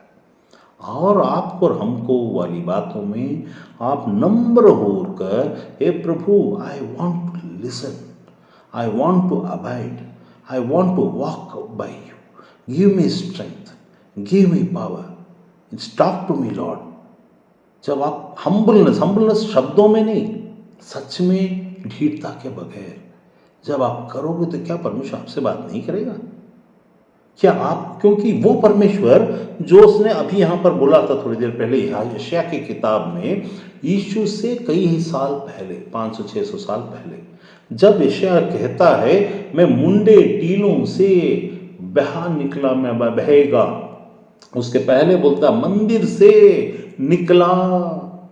तो मुंडे टीलों से निकालने वाली बात अभी 1 महीना पहले पूरी हुई है, अभी बह रही है। अभी आश्चर्य में पड़े हैं लोग। यूफ्रेटिस नदी सूखने के बारे में हो रही है। ये वही बोल सकता है और कर सकता है जिसने सृष्टि को बनाया, जिसने आपको और हमको बनाया, वो बोल रहा है और उसकी बातें इस लेवल में पूरी होनी है। वो तो आएगा, कल की आएगा, बुल की आएगा बोल के तुक्का नहीं मारना है। वो तो शैतान को भी पता क्या कब क्या होगा, लेकिन ऐसा ऐसा होगा वो मालिक ही बता सकता है। लेकिन वो मालिक क्या बोला? जीवन की जल की नदियां जिसे हेजकेल को दिखाया वो बह निकलेगा तुम्हारे मंदिर से। वो मंदिर को हमें ठहराया जहां पर पवित्र आत्मा हमें वास करता है, और पवित्र आत्मा के वास करने के द्वारा से हमारे अंदर से जीवन वास करता है, हमको जीवन देता लहू के द्वारा, और वो जीवन देता जल के द्वारा। और ये आशीष जो बिना हमारे अंदर का प्यास बुझ जाता है। कभी कभी हम लोग ऐसा सोचते हैं हमें हमेशा प्यासा होना चाहिए। प्यासा होना और प्यास का बुझना, जब यीशु प्यास को बुझाएगा तो वो सत्यता के साथ आत्मा में बुझा देता है। हमको बुद्धि में प्यासे होने चाहिए, मन में प्यासा होना है, लेकिन आत्मा में प्यास खत्म हो गई है। तो हम क्या करते हैं? बुद्धि और मन के प्यास को आत्मा का प्यास समझ बैठते हैं, जबकि आत्मा में तुम्हें विश्राम दिया गया है। अभी हमें कुछ करने की आवश्यकता नहीं, वरन अब सब पूरा हुआ आत्मा के विषय में, संसार में और बुद्धि से संबंधित और निर्णय लेने से संबंधित बातों में, परमेश्वर साथ की संगति में, और कैसे कैसा प्राप्त करना। अब मैं अगला बताता हूँ। ये मैंने पढ़ा था 11:1, उसके बाद पढ़ा 11:5 यहेजकेल का। अब मैं पढ़ रहा हूँ यहेजकेल का 11:14। पहले मैंने क्या बताया? आत्मा उठाकर ले गया। दूसरा क्या बताया? मुझ पर आत्मा उतरा। तीसरा 14 वचन में लिखा है, तब यहोवा का यह वचन मेरे पास पहुंचा। The word came to me. पहला क्या था? Spirit lifted me. दूसरा क्या था? Spirit came upon me. तीसरा क्या देख रहे हैं हम? वचन हमारे तक पहुंचा, मेरे तक वचन पहुंचा। एक बार मैं बैठा हुआ था तो वचन पहुंचा और बोला, जा, वैसे तुझे इसके कारण से बहुत सारी बदनामी उठानी पड़ेगी, लेकिन क्या तू मेरे लिए एक काम कर सकता है? सीधा किसी जगह में जा और उनसे कह दे, वचन पहुंचा, कह दे कि देख तुम्हारा बड़ा लड़का ऐसा ऐसा करने वाला है। सब हमला हुआ, उल्टा सीधा, ये बातें वो बातें, ऐसी वैसी वैसी, लेकिन हो गया। उन्होंने नहीं माना। न मानने से नहीं होता, लेकिन नहीं माना, और मेरे पर आक्षेप लगाएगा, ये वो सब अलग बात है, लेकिन परमेश्वर वचन पहुंचा। तो ये तो आपके पास भी परमेश्वर वचन तो अलग अलग स्थिति है, अलग अलग स्टेज है, और परमेश्वर वचन पहुंचता है। फिर उसके बाद क्या कर देता है? अब उसके बाद उसी के 19 में 19 में देखिए, मैं उनका 11:19, मैं उनका हृदय एक कर दूंगा। पहले क्या था? एक नहीं था। उनका हृदय एक कर दूंगा और उनके भीतर नई आत्मा उत्पन्न करूंगा। मतलब हमारी जो आत्मा जो मर चुकी है उसको खत्म करता है, ठीक है, और नया आत्मा, तो इसीलिए तो नया जन्म बोलते हैं, पुनर्जन्म नहीं। शरीर में किसी के उसके जैसा दिखने वाला, उसका नाम के जैसा, उसका कैरेक्टर वाला, ऐसा वाला नहीं। हमारे जिंदा रहते समय ही, तभी तो फायदा है, नहीं तो फायदा कहां से है? मैं उनके भीतर, भीतर क्यों बोला? क्यों तो ऐसा नहीं बोला तो तुम्हारा अंदर, ऐसा क्यों नहीं बोल दिया? क्योंकि भीतर का मतलब है हम जो आत्मा है, नया आत्मा उत्पन्न करूंगा, और उनकी देह में से जैसे ये नई आत्मा उत्पन्न करेगा, पत्थर का हृदय, जैसे जो इमोशंस है, जो फीलिंग है, इसमें पत्थर के हृदय को उन्हें मांस का हृदय निकाल कर मांस का हृदय दे दूंगा। मांस का हृदय मतलब that which is soft, that which works. ये वाला नहीं हार्ट पपम पपम पपम, ये पपम पपम वाला सोचता नहीं है। ये जो बुद्धि है, वो जो सोल है, इसको नया कर देगा। तो क्या बोलता है?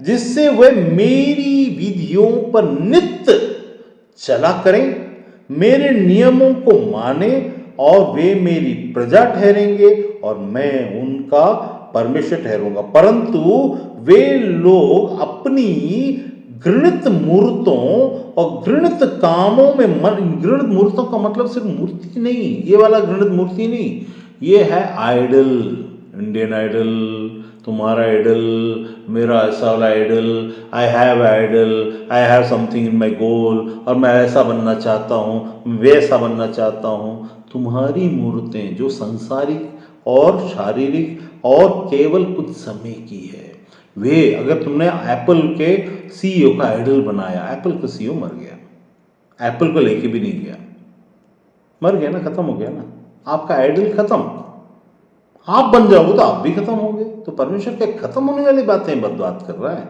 नो, ही इज वार्निंग अस, तुम ऐसी मूर्तें, ऐसा गोल सेट मत करो। मतलब इसका मतलब कि हम संसार में कोई गोल ना करें, क्यों ना करें, आराम से करें। आप इन चीजों को करो, ये अपने आप से हो जाएंगी, मैं पिछली बार बताया था। तो इन चीजों को तुम करो, कौन सी? सबसे पहले परमेश्वर के राज्य और धार्मिकता, ये बातें अपने आप से होंगी। तुम्हारा गोल को सेट करवाने के लिए बुद्धि में डालने वाला काम परमेश्वर करेगा। तुमको ये करना है, तुमको ऐसा करना है, तुमको करना हमें को ही है, करना मुझे ही है, आज्ञा मान। अब यहां न करके भी आप अपनी जिंदगी को परमेश्वर के विरोध में कर सकते हो। परमेश्वर ने आपको एक संसार में काम दिया, जैसे मुझसे कहा तू जा और बोल, मैं क्या कर सकता था? अरे प्रभु, मैं, वो तो धर्मी लोग हैं, मैं कैसे जाऊंगा, मैं कैसे उन लोग को बोलूंगा तो मानेंगे? अरे मुझे तो शर्म आ रहा, मैं कैसे जाके बोलूं? मुझे कभी परमेश्वर की बात को बोलने में कभी शर्म नहीं आई, ना आई। क्यों? क्योंकि परमेश्वर जिंदा है। जब मुझ पर पिस्तौल ताना गया तो मैंने सीधे बोला, अरे भैया तुमने की क्या औकात, प्रभु का वो एलीशा का परमेश्वर अभी तुम्हारे अंदर में अभी फूट डालता है। हुआ ना? शर्म क्यों? अभी हाल ही में एक चीज़ हुआ, हाँ, एक जगह में हमारा ओपनिंग था, एक जगह में, वहाँ पर वहाँ का जो महाराज है, उनके मंदिर में कुछ उनको चाहिए था। तो मैंने बताया, क्योंकि मैंने मोदी को देखा है, मोदी ने मुझे बहुत एक अच्छी बात सिखाई। हमारे प्रधानमंत्री मोदी जो बहुत बुद्धिमान है, उन्होंने मुझे बहुत अच्छी बात सिखाई। उनसे पूछा गया था एक बार कि भैया प्रधानमंत्री जी, आप मुसलमान की सभा में गए थे, वो टोपी लगा रहे थे, आपका आपने लिया क्यों नहीं, आप पहने क्यों नहीं? तो मोदी ने कहा कि मैं सनातन धर्म को मानता हूँ बचपन से, और मैं मेरी आस्था का विषय है, मैं किसी की टोपी स्वीकार नहीं करूँगा, चाहे मुसलमान प्रधानमंत्री हों, लेकिन मेरी अपनी पर्सनल आस्था भी है, मैं उसी को फॉलो करता हूँ। मेरी पर्सनल आस्था है, मैं सब चीज़ नहीं कर सकता। पर्सनल आस्था होती है ना सबकी अपनी अपनी। जैसे मोदी को अगर है तो प्रधानमंत्री की बात को फॉलो करना चाहिए हमको, तो हम फॉलो करना ज़रूरी है, अपनी अपनी आस्था को फॉलो करना ज़रूरी है। तो परमेश्वर यहाँ बोलता है तुम्हारा हृदय में मैं क्या करूँ, नई आत्मा उत्पन्न करूँगा, ये करूँगा, वो करूँगा, सब फ्यूचर में बोला जो हमसे किया। इन लोगों को नहीं कर पाए, क्योंकि ये क्या करते हैं, मन लगाकर चलते रहते हैं। किसमें मन लगाते हैं? मतलब घृणित काम कुछ लोग अरे कर लेते हैं यार, ऐसा करके चलना, और खुशी से मन लगाकर घृणित काम को करना, मतलब ऐसा मानो उसी के लिए जन्मे हो। घृणित काम, घृणित मूर्तें, मन लगाकर उनको ऐसा करूंगा कि उनकी चाल उन्हीं के सिर में पड़ेगी। परमेश्वर के साथ हमें चालाकी नहीं करनी चाहिए, चाहे छोटी हो या बड़ी। तो यहाँ पर सबसे अच्छी बात क्या है, यहाँ पर है कि परमेश्वर सब करने के लिए तैयार अभी कर रहा है, और ये भी समय खत्म हो रहा है। अभी जितने हो गए, अब कुछ साल बचे हैं, लेकिन हमारे लिए तो कुछ साल भी नहीं बचे। हमको मालूम नहीं हम कितने साल तक हैं, 25 साल, 50 साल, 1 साल, 2 साल, 5 साल, हमको नहीं मालूम है।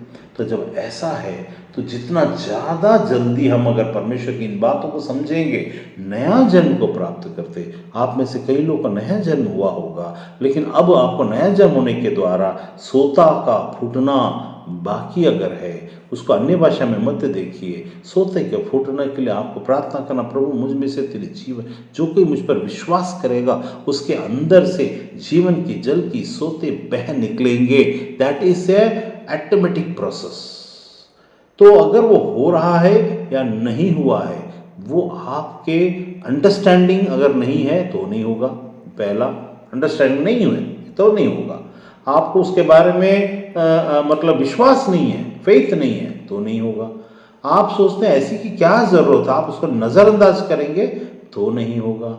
वरना हर एक के अंदर से परमेश्वर प्यास को बुझाने के लिए, क्योंकि वही ईशुओं को यदि तू मुझसे कहती, यदि तू जानती कि मैं कौन हूँ तो मैं तुझे जीवन का जल देता और तू कभी प्यासी ना होती। तो जब कभी भी हम सोचते हैं हमें प्यासा होना चाहिए यीशु के लिए, तो हम इस बात को न भूलें कि वो आत्मा के विषय में नहीं है, वो बुद्धि के विषय में है।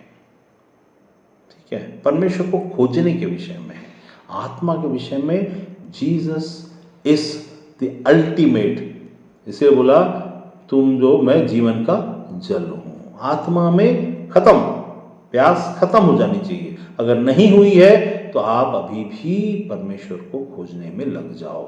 अगर आत्मा में प्यास खत्म नहीं हुई है, you are feeling that no, अभी भी अगर सूखा हुआ है तो आपको उद्धारकर्ता की ज़रूरत है, और आपका अंदर में कुछ बातें हैं जो होनी चाहिए थी वो नहीं हो पाई है, तो आपको ये एक निशानी ठहरेगी। तो अब क्या हुआ अगला, अब क्या हो गया, मन लगाकर चारण करनी पड़ी। अब यहाँ पर 11 का 22 का आखिरी, 11 का 22 का आखिरी, इस पर करूबों ने अपने पंख उठाए और पहिए के संग उठ चले। इज़राइल के परमेश्वर का तेज उन पर था। तब यहोवा का तेज नगर के बीच से उठकर उस पहाड़ पर से ठहर गया और वहां से निकला, और ऐसा सब कर। तो फिर आत्मा ने मुझे उठाया और परमेश्वर का आत्मा की शक्ति से दर्शन में मुझे कसदियों के देश में बंदियों के पास पहुंचा दिया। कहां पहुंचाया? जिसको हम एस्ट्रल ट्रैवल करते हैं, जहां लोग बिना मकसद के बाहर ट्रैवल करने के लिए आत्मा में निकल जाते हैं और इधर उधर चले जाते हैं। परमेश्वर के पास भी ये होता है, लेकिन मकसद के साथ। There is a purpose where God will let your spirit go out into a place with a purpose to be fulfilled। और ये विदाउट पर्पस, ये घूम कर आकर बड़े खुश और आराम मिजाज महसूस करेंगे। तो आत्मा की बातें और शैतान की बातें एक जैसी दिखती हैं। यहाँ भी एस्ट्रल ट्रैवल होता है, यहाँ भी ट्रैवल होता है, लेकिन यहाँ with authority and with a purpose होता है, यहाँ without authority and without purpose होता है। यहाँ सिर्फ वहाँ की दुनिया का, अभी जैसे मान लो जेठ मलानी या एक मिठाई दुकान है इंग्लैंड में, तो यहाँ के लोग क्या करेंगे? यहाँ के लोग जेठ मलानी की इंग्लैंड में जो दुकान है वहाँ पर जाकर के वो आदमी एस्ट्रल ट्रैवल करके जाएगा। अच्छा, जेठ मलानी दुकान, अभी जेठ मलानी ने एक मिठाई खाया, तो वहाँ वो फ़ोन करेगा, वो हाँ हेलो जेठ मलानी, अभी लाल वाला मिठाई खाया ना? हाँ खाया था। कैसे, आपको कैसे मालूम? उसको मैं तुम्हारा गुरु बोल रहा हूं, गुरुजी प्रणाम। सिर्फ अपने तक, अपनी बातों को ऐसा चीजों के द्वारा, परमेश्वर की बातें ऐसी नहीं है। परमेश्वर भी ले जाता है, परमेश्वर भी करवाता है, लेकिन उसका मकसद कुछ और है। यहाँ क्या बोलता है? फिर आत्मा ने मुझे उठाया और परमेश्वर की आत्मा की शक्ति से दर्शन में, उसने क्या, परमेश्वर आत्मा ने उठाया, परमेश्वर की आत्मा की शक्ति से, with the power of the spirit of God, उसे दर्शन में ले गया और मुझे कसदियों के देश में बंदियों के पास पहुंचा दिया। तो मैंने दर्शन में पाया वह लोप हो गया। जितने बातें यहोवा ने मुझे दिखाई वे मैंने बंदियों को बता दी। तो हर चीज के पीछे में एक मकसद है। परमेश्वर बात करता है, ये सब चीज़ें हमारे लिए रखी हुई हैं, ये सब हमारे बीच में हो चुका है। और मैंने जहाँ मुझे चुना गया, जिस क्षेत्र में, वहाँ सारी बातें हुई हैं। लेके जाना हुई, बताना तो मुझसे से साधारण इंसान हो सकता है। तो आप जो परमेश्वर के चुने हुए हैं, आपसे परमेश्वर अपने मकसद, आप बोलते हैं क्या करूँ प्रभु, क्या करूँ? आप तैयार तो हो, आप खोजो तो सही, आप ये सोचो कि आपके अंदर में आत्मा में परमेश्वर की प्यास अब खत्म हो गई है क्या?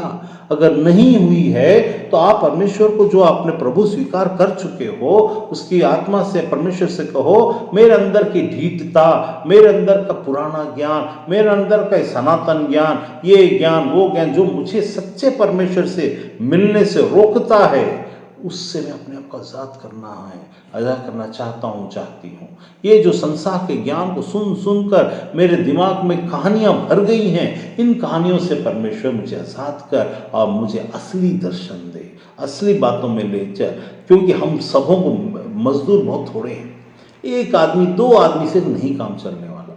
हर जगह में हर आदमी हर चीज को करने में सक्षम होने का समय आ चुका है, लेकिन उसके चक्कर में प्रार्थना करके तुम्हारा भविष्य बताओ, कुछ समस्या हो तो मेरे को बताओ, ये मैं कभी नहीं करता।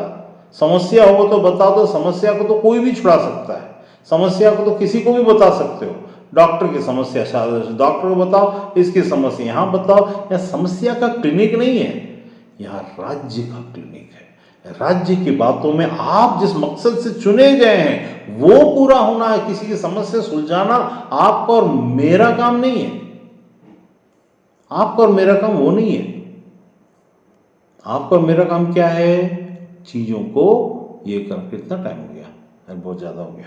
हाँ, तो ये जो बातें हुई हैं, ये सब हम संसार में किस काम से आए हैं, इसी का प्रतिफल हमको मिलने वाला है। ये जो चीज, इसलिए बोलता परमेश्वर के राज में बोलता है, इन चीजों की खोज में रहो, इन चीजों की खोज में रहो। नया जन्म में आपको नया जन्म हुआ कि नहीं? आप मंदिर बने कि नहीं? यदि मंदिर है तो आपके अंदर से सोता फूट निकलेगा, वो आपको प्यास को बुझाए कि नहीं? आपके पास आपका अल्टीमेट ट्रूथ आपके अंदर में गढ़ कर झंडा गड़ा हुआ है कि यीशु मेरा अल्टीमेट ट्रूथ है। अगर नहीं तो आप समझिए, जो हर कण में ईश्वर है और आप में और तुम में ईश्वर है, उसे हमें खोज कर बाहर निकालना है। ईश्वर को कोई खोज कर बाहर नहीं निकाल सकता, ईश्वर ही खोजते हुए हमारे पास आता है। हम में से किसी का औकात नहीं कि ईश्वर को खोजे जो हर जगह व्याप्त हो। उसको खोजने की जरूरत क्या है? असल में वो हमें खोजता अंधकार में से, और अंधकार में से हमें धीरे धीरे, हम बहुत ही सेंसिटिव हैं, हम बहुत ही ज़्यादा सेंसिटिव हैं, तो धीरे धीरे हमें बाहर निकालता है। वो बोलता है भविष्यवक्ता के द्वारा। भविष्यवक्ता के द्वारा मतलब पुरानी बातें कैसी हुई उसके द्वारा नई बातों को बताता कि भविष्य में कैसी होंगी। भविष्यवाणी शिक्षा की रीति से मिलनी चाहिए, न कि ऐसा होगा वैसा होगा करके घोषणा की रीति से। ऐसा होगा वैसा होगा घोषणा में कुछ बातें तो हो जाएंगी जो संसारिक रीति से समय के अनुसार नियुक्त हैं, लेकिन बहुत सारी बातें आपको परमेश्वर से दूर ले जाएंगी। परमेश्वर, क्योंकि इसे भविष्यवक्ता और ज्योतिषियों के पास में जाकर भटकना नहीं। ऐसा बोलने के पीछे का कारण ये नहीं है कि आप भविष्य जानना नहीं है। क्यों नहीं जानना? लिखा है ना, तुम भविष्य बताओ, लिखा है। तो लेकिन परमेश्वर का तरीका क्या है? परमेश्वर का तरीका आपसे बात करे तो न केवल भविष्य की बात करे, लेकिन भविष्य में उंगली पकड़कर आपको साथ में ले चले। परमेश्वर यहाँ पर सिर्फ बताकर छोड़ने वाला नहीं, ज्योतिषी जैसा तुमको ये परिहार करना है, वो परिहार करना है, यहाँ मछली को लड्डू देना, वो देना, ये बात नहीं है। परमेश्वर की बात है, जब तुम मेरे पास आओगे अपने भविष्य के लिए, मैं तुम्हें पकड़ कर ले चलना चाहता हूँ। क्या तुम्हें ये पसंद नहीं?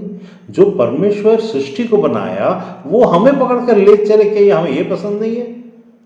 हम नहीं प्रभु वो सब तुम मत कर, मेरे भविष्य बता दो। तो अपने भविष्य का निर्माण तुम नहीं कर सकते ना। जो नियुक्त है वो बातें तो होंगी, अरबपति बन जाओगे, करोड़पति बन जाओगे, ये बातें होंगी। परमेश्वर से संबंधित बातें नाम कमा लोगे, लेकिन परमेश्वर संबंधित बातें नहीं होंगी ना, छूट जाएगा। तब क्या करेंगे? परमेश्वर क्या बोलता है, जब तुम संसार में बढ़ोगे मैं तुम आत्मा में भी वैसे ही बढ़ाता ले चलूंगा, तुम्हारा कुछ छूटेगा नहीं, वरन मैं तुम्हारा परमेश्वर ठहरूंगा और तुम मेरी प्रजा ठहरोगे। भर्त से ये मत करना कि गड़बड़ियां और ये चीज को मन लगा कर मतलब प्लान बनाकर, अरे ऐसा तो ऐसा है ना, तो नहीं नहीं ऐसा नहीं हो सकता, ऐसा तो परमेश्वर ऐसा, 4 लोग के पास जाएंगे, 4 पास्टर के पास, इसके बारे में आप क्या कहते हैं? वो 4 पास्टर उस समय दुष्टात्मा द्वारा से प्रेरित होकर हमको बात बता देंगे, ऐसी बात जो परमेश्वर आत्मा में बताई उसको काटने के लायक। वो क्या बताएंगे?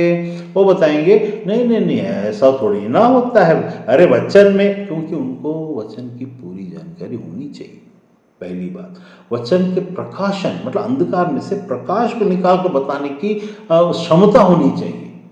अगर वो नहीं होगा तो वही वचन आपको एक लो लेवल में एक साधारण मीनिंग के साथ बता, आप खुश तो कर देंगे, आप बच तो जाओगे, लेकिन सच्चाई से वंचित रह जाओगे। तो आपको चुनना है अपने कान की खुजली के अनुसार से नहीं, आपके अंदर की जिज्ञासा, आपके अंदर अगर डर है, परमेश्वर रास्ता निकालेगा। मैं नहीं कहता कि कोई चीज़ को आप छोड़कर भागो, मैं कहता हूँ कि छोड़ के भागने के बजाय चीज़ों को बदलने के लिए प्रार्थना करो।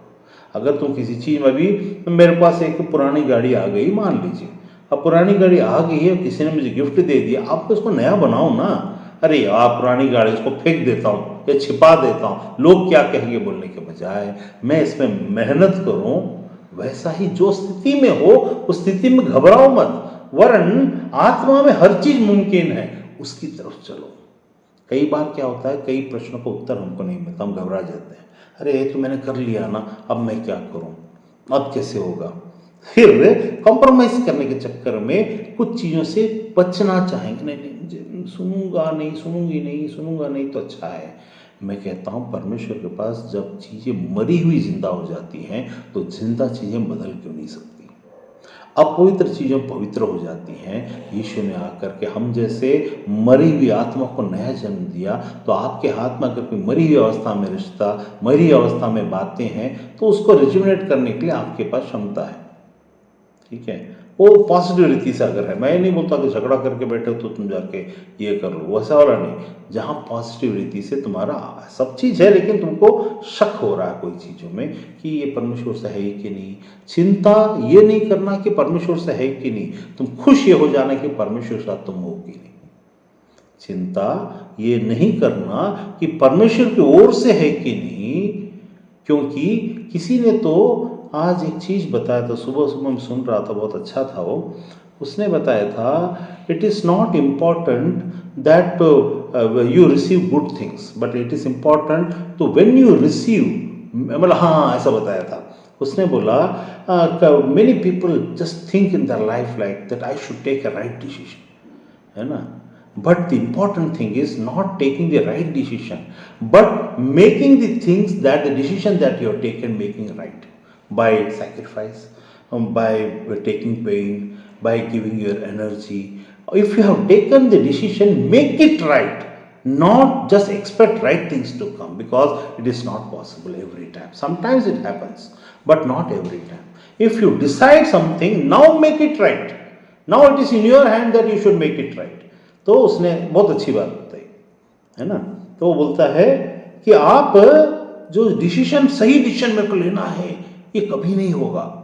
आपको डिसीजन लेना है, हाँ ये बताया था हमारे, मैंने वो इसमें डाला था, हमारे जो चीफ ऑफ ये है रॉक के जो चीफ है ना, जो बहुत ही काबिल व्यक्ति हैं, उन्होंने बताया और मैंने उसको ऐसा गांठ बांध लिया। सही चीज़ है, every time you cannot take the decision, right decision, because there will be dilemma. आप बहुत सारी चीज़ों को सोच नहीं पाओ, कैसे करूँ, क्या करूँ, कैसे करूँ, कैसे होगा, कौन सा डिसीजन लूँ।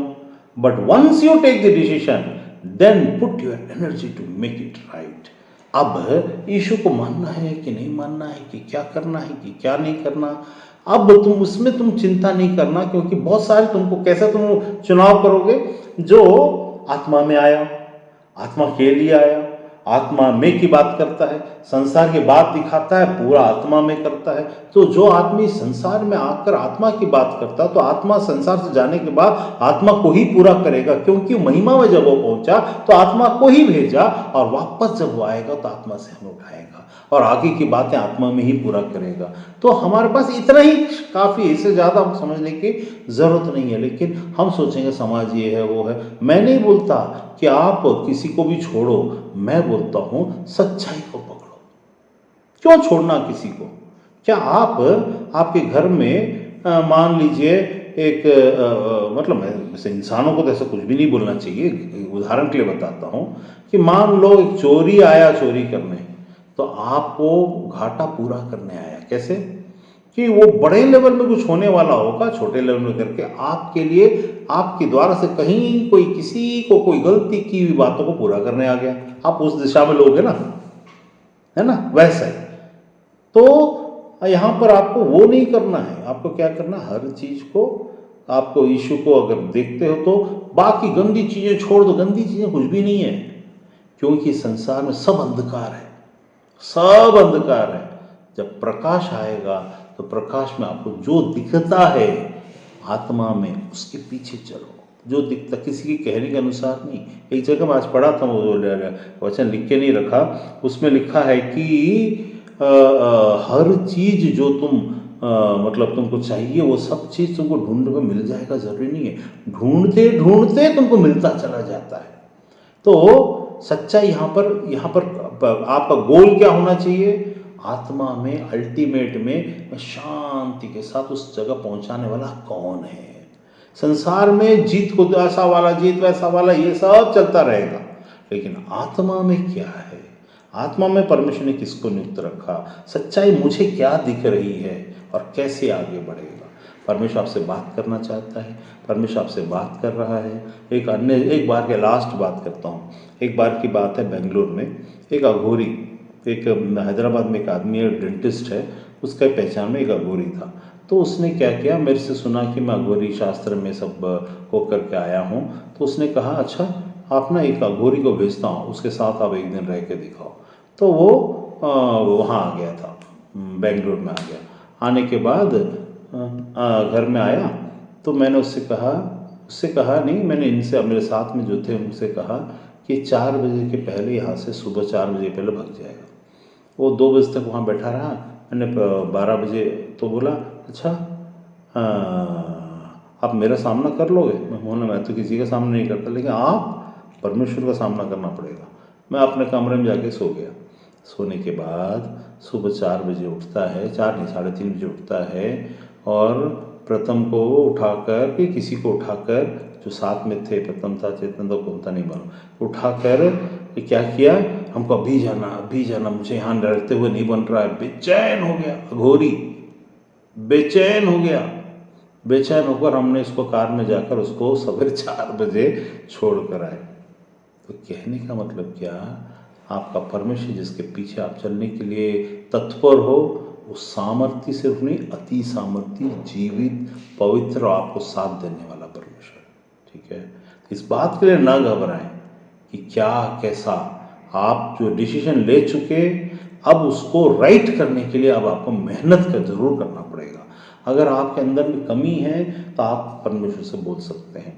आपको अगर परमेश्वर से सुनना है तो आपको, मेरे को परमेश्वर सुना बोलना नहीं, सुन बोल ही रहा वो, आप नहीं सुन रहे तो आप कहना मैं अपने आप को तेरा अधीन, मेरे ऊंचे विचार, मेरे डर, मेरे सांसारिक डर, मेरे सामाजिक डर, मेरे ऐसे डर वैसे डर, सबको मैं आपके अधीन करता हूँ, है ना?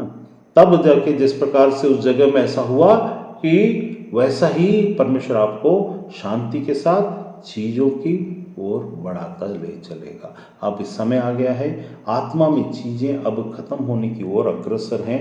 पवित्र आत्मा उठाए जाने का समय बहुत नज़दीक है, उसके साथ कलीसिया भी उठा ली जाएगी। यहाँ पर परमेश्वर अब संसार में काम करना शुरू कर दिया है। वो जो बातें आत्मा में चल रही थी अब संसार में चालू हो गई है। यूफ्रेटिस नदी सूख रहा है और अराबा में नदियाँ उभर कर आने लगी हैं। वहाँ पूरा भर जाएगा, वहाँ पर फ्लड भी आ सकता है जो आज तक नहीं आया। सब चीज़ होने वाला है। तो आप इस बात को निशानी समझो। परमेश्वर ने बोला बुद्धिमान वो है जो इन चीज़ों को समझकर अपने चाल को बदले। आप जल्दी करो, अभी लेट नहीं करना। आत्मा में परमेश्वर से कहना, प्रभु तू अगर परमेश्वर है इसीलिए ये चीज़ें जो तूने बोला उसी तरीके से हो रही है। मोटी मोटी बातों को नहीं देखना, माइन्यूट बातों को। मोटी बातें सब बोल सकते हैं, ऐसा होगा वैसा होगा, लेकिन अब भूकंप होगा, भूकंप हर जगह होगा, उसको होते रहने दीजिए। माइन्यूट बातें जो बोली गई वैसा ही हो रहा है, तो बाइबल का परमेश्वर सच्चा परमेश्वर है। परमेश्वर इस वचन पर आशीष